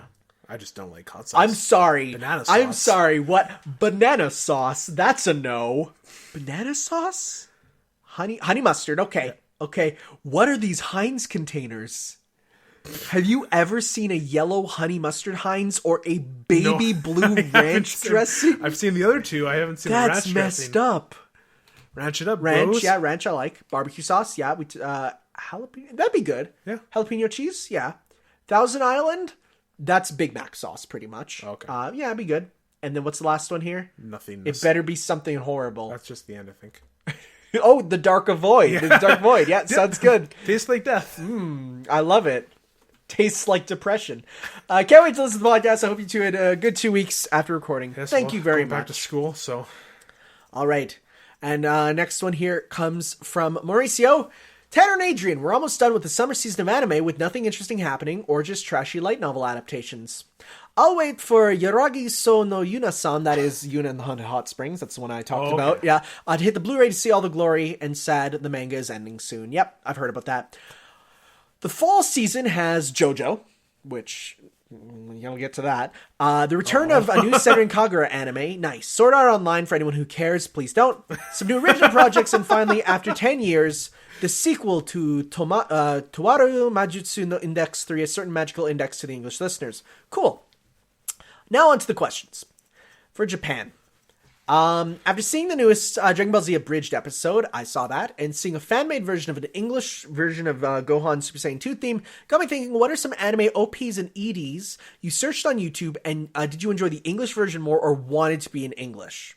For me, there's an English version of JoJo OP that made me feel, OP1, Sonochi no Sarame, JoJo, that feels 100% times better than the original.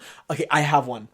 And it is the English version of the Nichijou opening. Now, I love the original artist, Hayden. He's awesome. And the fact that this dude sings both the male and female parts to his songs. He will get women up on stage to lip sync to his own female singing. It's crazy. This dude... he's an official, artist, but he started with, YouTube parodies of, Mega Man songs. It's crazy. He's awesome. The English version sung by Christina V is amazing. Christina V being, she's, a big voice actress for anime and games and stuff. She's Shantae. So, yeah, that's one. Not too many others. I normally don't listen to English fan versions because a lot of the time the comments make me want to cry. But I've heard some good stuff about the English JoJo OPs. Oh, there was an English version of, it's official, but the English version of Crazy Noisy Bizarre Town from JoJo. That's really good. Question 2. I know you love Japanese games a lot, Tanner. I do. But what is something you wish Japan would copy from Western development and implement it into Japanese development? Because I know Japan will be kings of 60 FPS and hack and slash, but is there anything at all you want Japan's to be improved on? Japan games that should take from American games. Their success. hey. No. Let's see here. That's a tough one. Must be something. Yeah, there's definitely something. Not the controls. Any mechanics you can think of? One thing I would say is pacing. I can't think of a Western game that doesn't understand that by the first 5 minutes you should be interested. Like a lot of Japanese games I've played where it's like, You need to have that hook. Like it'll just hop in and just like you just start in a way where it's like you have to get to where you get it, right? You have to get to the point where you're like, oh, this is the point, you know? Like A good example are the Zelda games. yeah, for sure. Zelda games, a Zelda game that would start like an American game would be awesome, you know, or like the Little Witch Academia game I played. It just like it starts with like 3 hours of just like cutscenes and walking and nothing, no gameplay. And I was like, what? This is weird. I kind of appreciated it in its weirdness because it reminded me of old school like PS2 games that were like weird and just did whatever. But like, yeah, like the pacing is definitely one thing. That's a good answer. Yeah, that's about it. Overall, like there's not a lot that I want Japan to take from the West. Maybe marketing I could see. There's not like Western games get marketed a lot here, but like Japanese ones obviously don't, which sucks unless it's like Nintendo. And even then, like you don't see too much. One for me that I want from Japanese side to Western is definitely the feel of games. Yes, right? Yeah, like game first over, cinematic there, That's what I've definitely learned over these learning years. That's why I do the circle test, right? like you saw me do the circle test when I got Control Cole Phelps, and like, does he feel like a tank or does he feel like a game character, right? So that for me is a big thing, yeah. Okay, now you're on to the West, so it's your time. Adrian, so Deadpool 2 came out, and I assume you guys both saw it already. Well, I talked about it, yeah. After watching those end credits, I almost cried. Almost. So what are some media or games that made you cry from laughter, and why? The only time I had tears was from the Konosuba anime, if anyone saw that. That is the funniest anime ever. Like, I'm going to show you pictures, and you'll know exactly what it is. Because it's impossible to avoid. You've seen these guys, right? These Bumble Kings. You've seen these guys. Have you? On the internet? Not really. Really? Yeah. Okay. No, it's the funniest anime. In Japanese, of course. So, you answer first.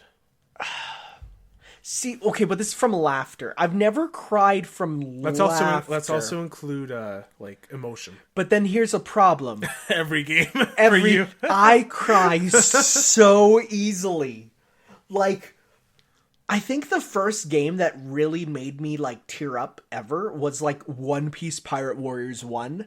Where like that's a Muso game. It is, but because it goes over the anime, right? Oh, okay. And like there was cutscenes that like were really so well directed that that got me, right? And then after that moment, I can't play a game without one point making me want to cry.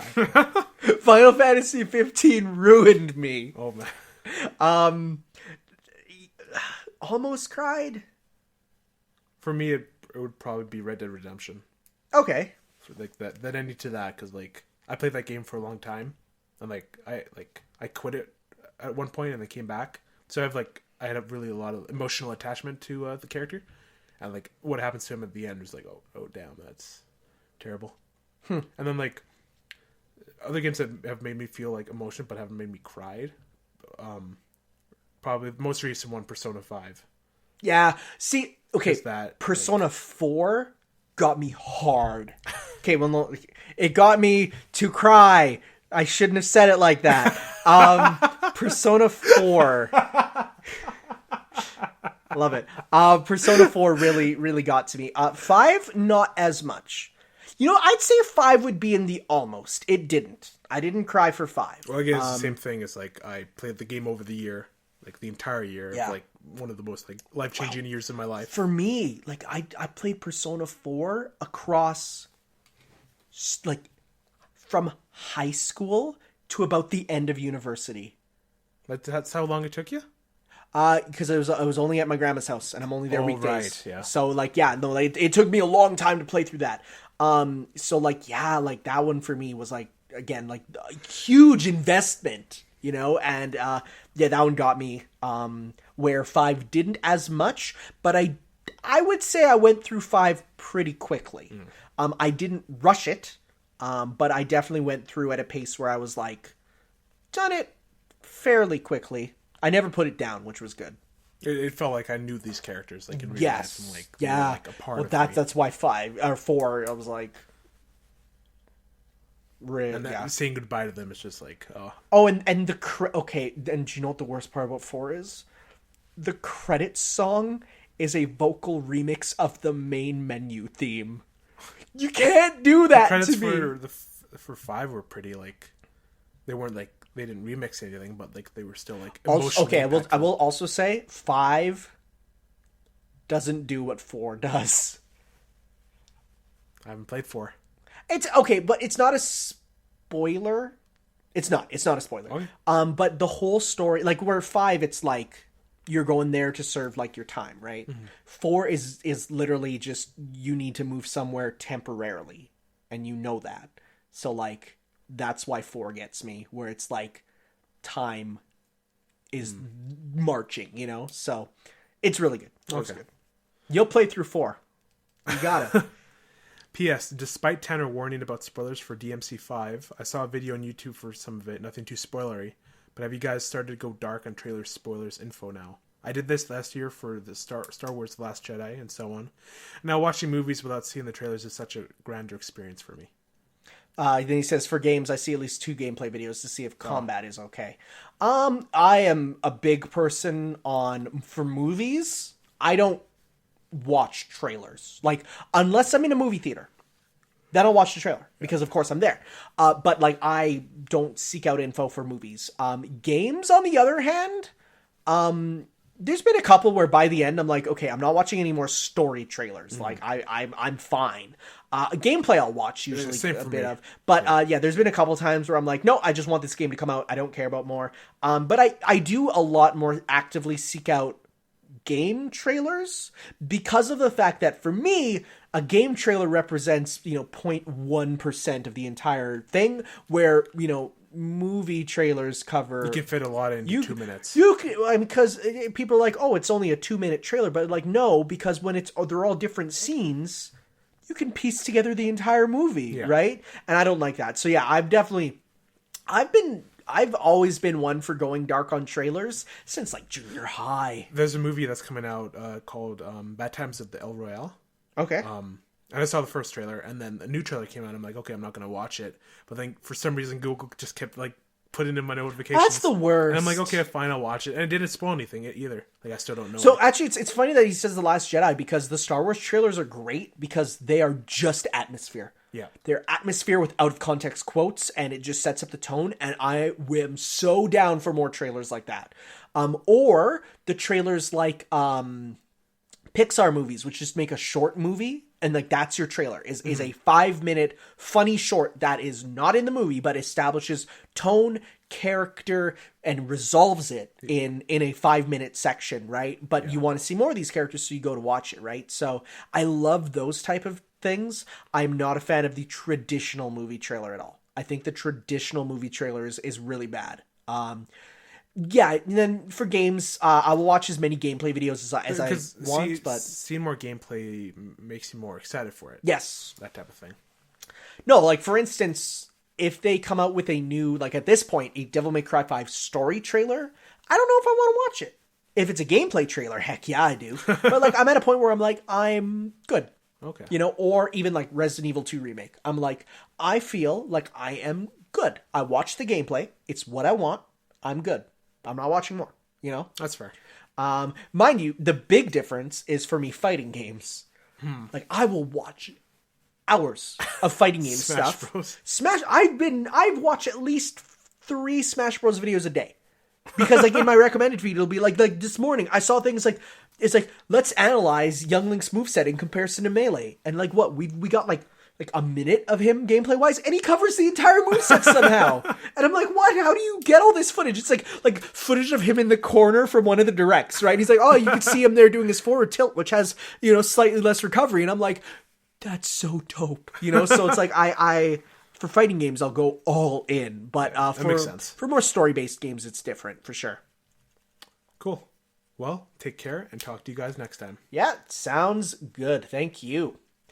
And I think on that note, we are about done here. We are? Yes. So you will get to experience the Dreamcast classic of Shenmue with its alternate box art, which I put on. It. Really? I mean, like... I'm so used to like the front box art, like the marketing box art. I'm now such a huge fan of I don't care. Where's the title? Like, what is this game? No, I would prefer no title. Well, it's on the side. I know, but like, when you look at it, it just looks... Oh, come on. You don't look at this and go, that's Shenmue. Okay, when I used to work at EB, I'm like, ew. So I actually like twisted it like... Okay, fair enough. It just looks so out of place. When working at EB, I could see that. It also comes with a little poster. I might take that to school and put it up, actually. I like Shenmue. All right. Okay, and I will be playing Doom on stream sometime in these next 2 weeks here. Yes. That will be fun. Take a guess who's not the best at first-person shooters. This guy. I also want you to make the point of view of the gun in front of you, like the classic Doom. Oh, yeah. Because that's how I play. Of course. Yeah. Because wait, that's an option? Yeah. I've never seen that. Yeah, it's like middle of the screen, and you can just... That's so much cooler. Yeah, that's how I play the game. That's so cool. Okay, yeah, for sure. Yeah. All right. So we'll see you all. So 2 weeks from now, I'd have been put a bunch of time into Spider-Man.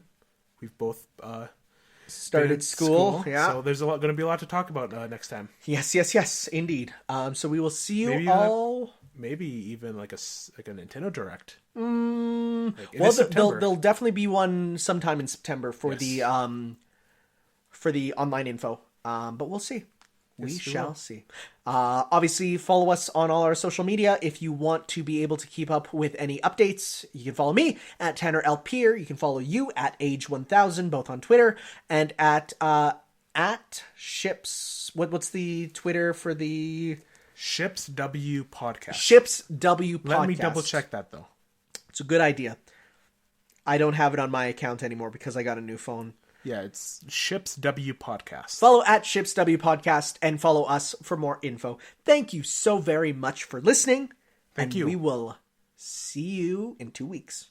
Ciao. Bye.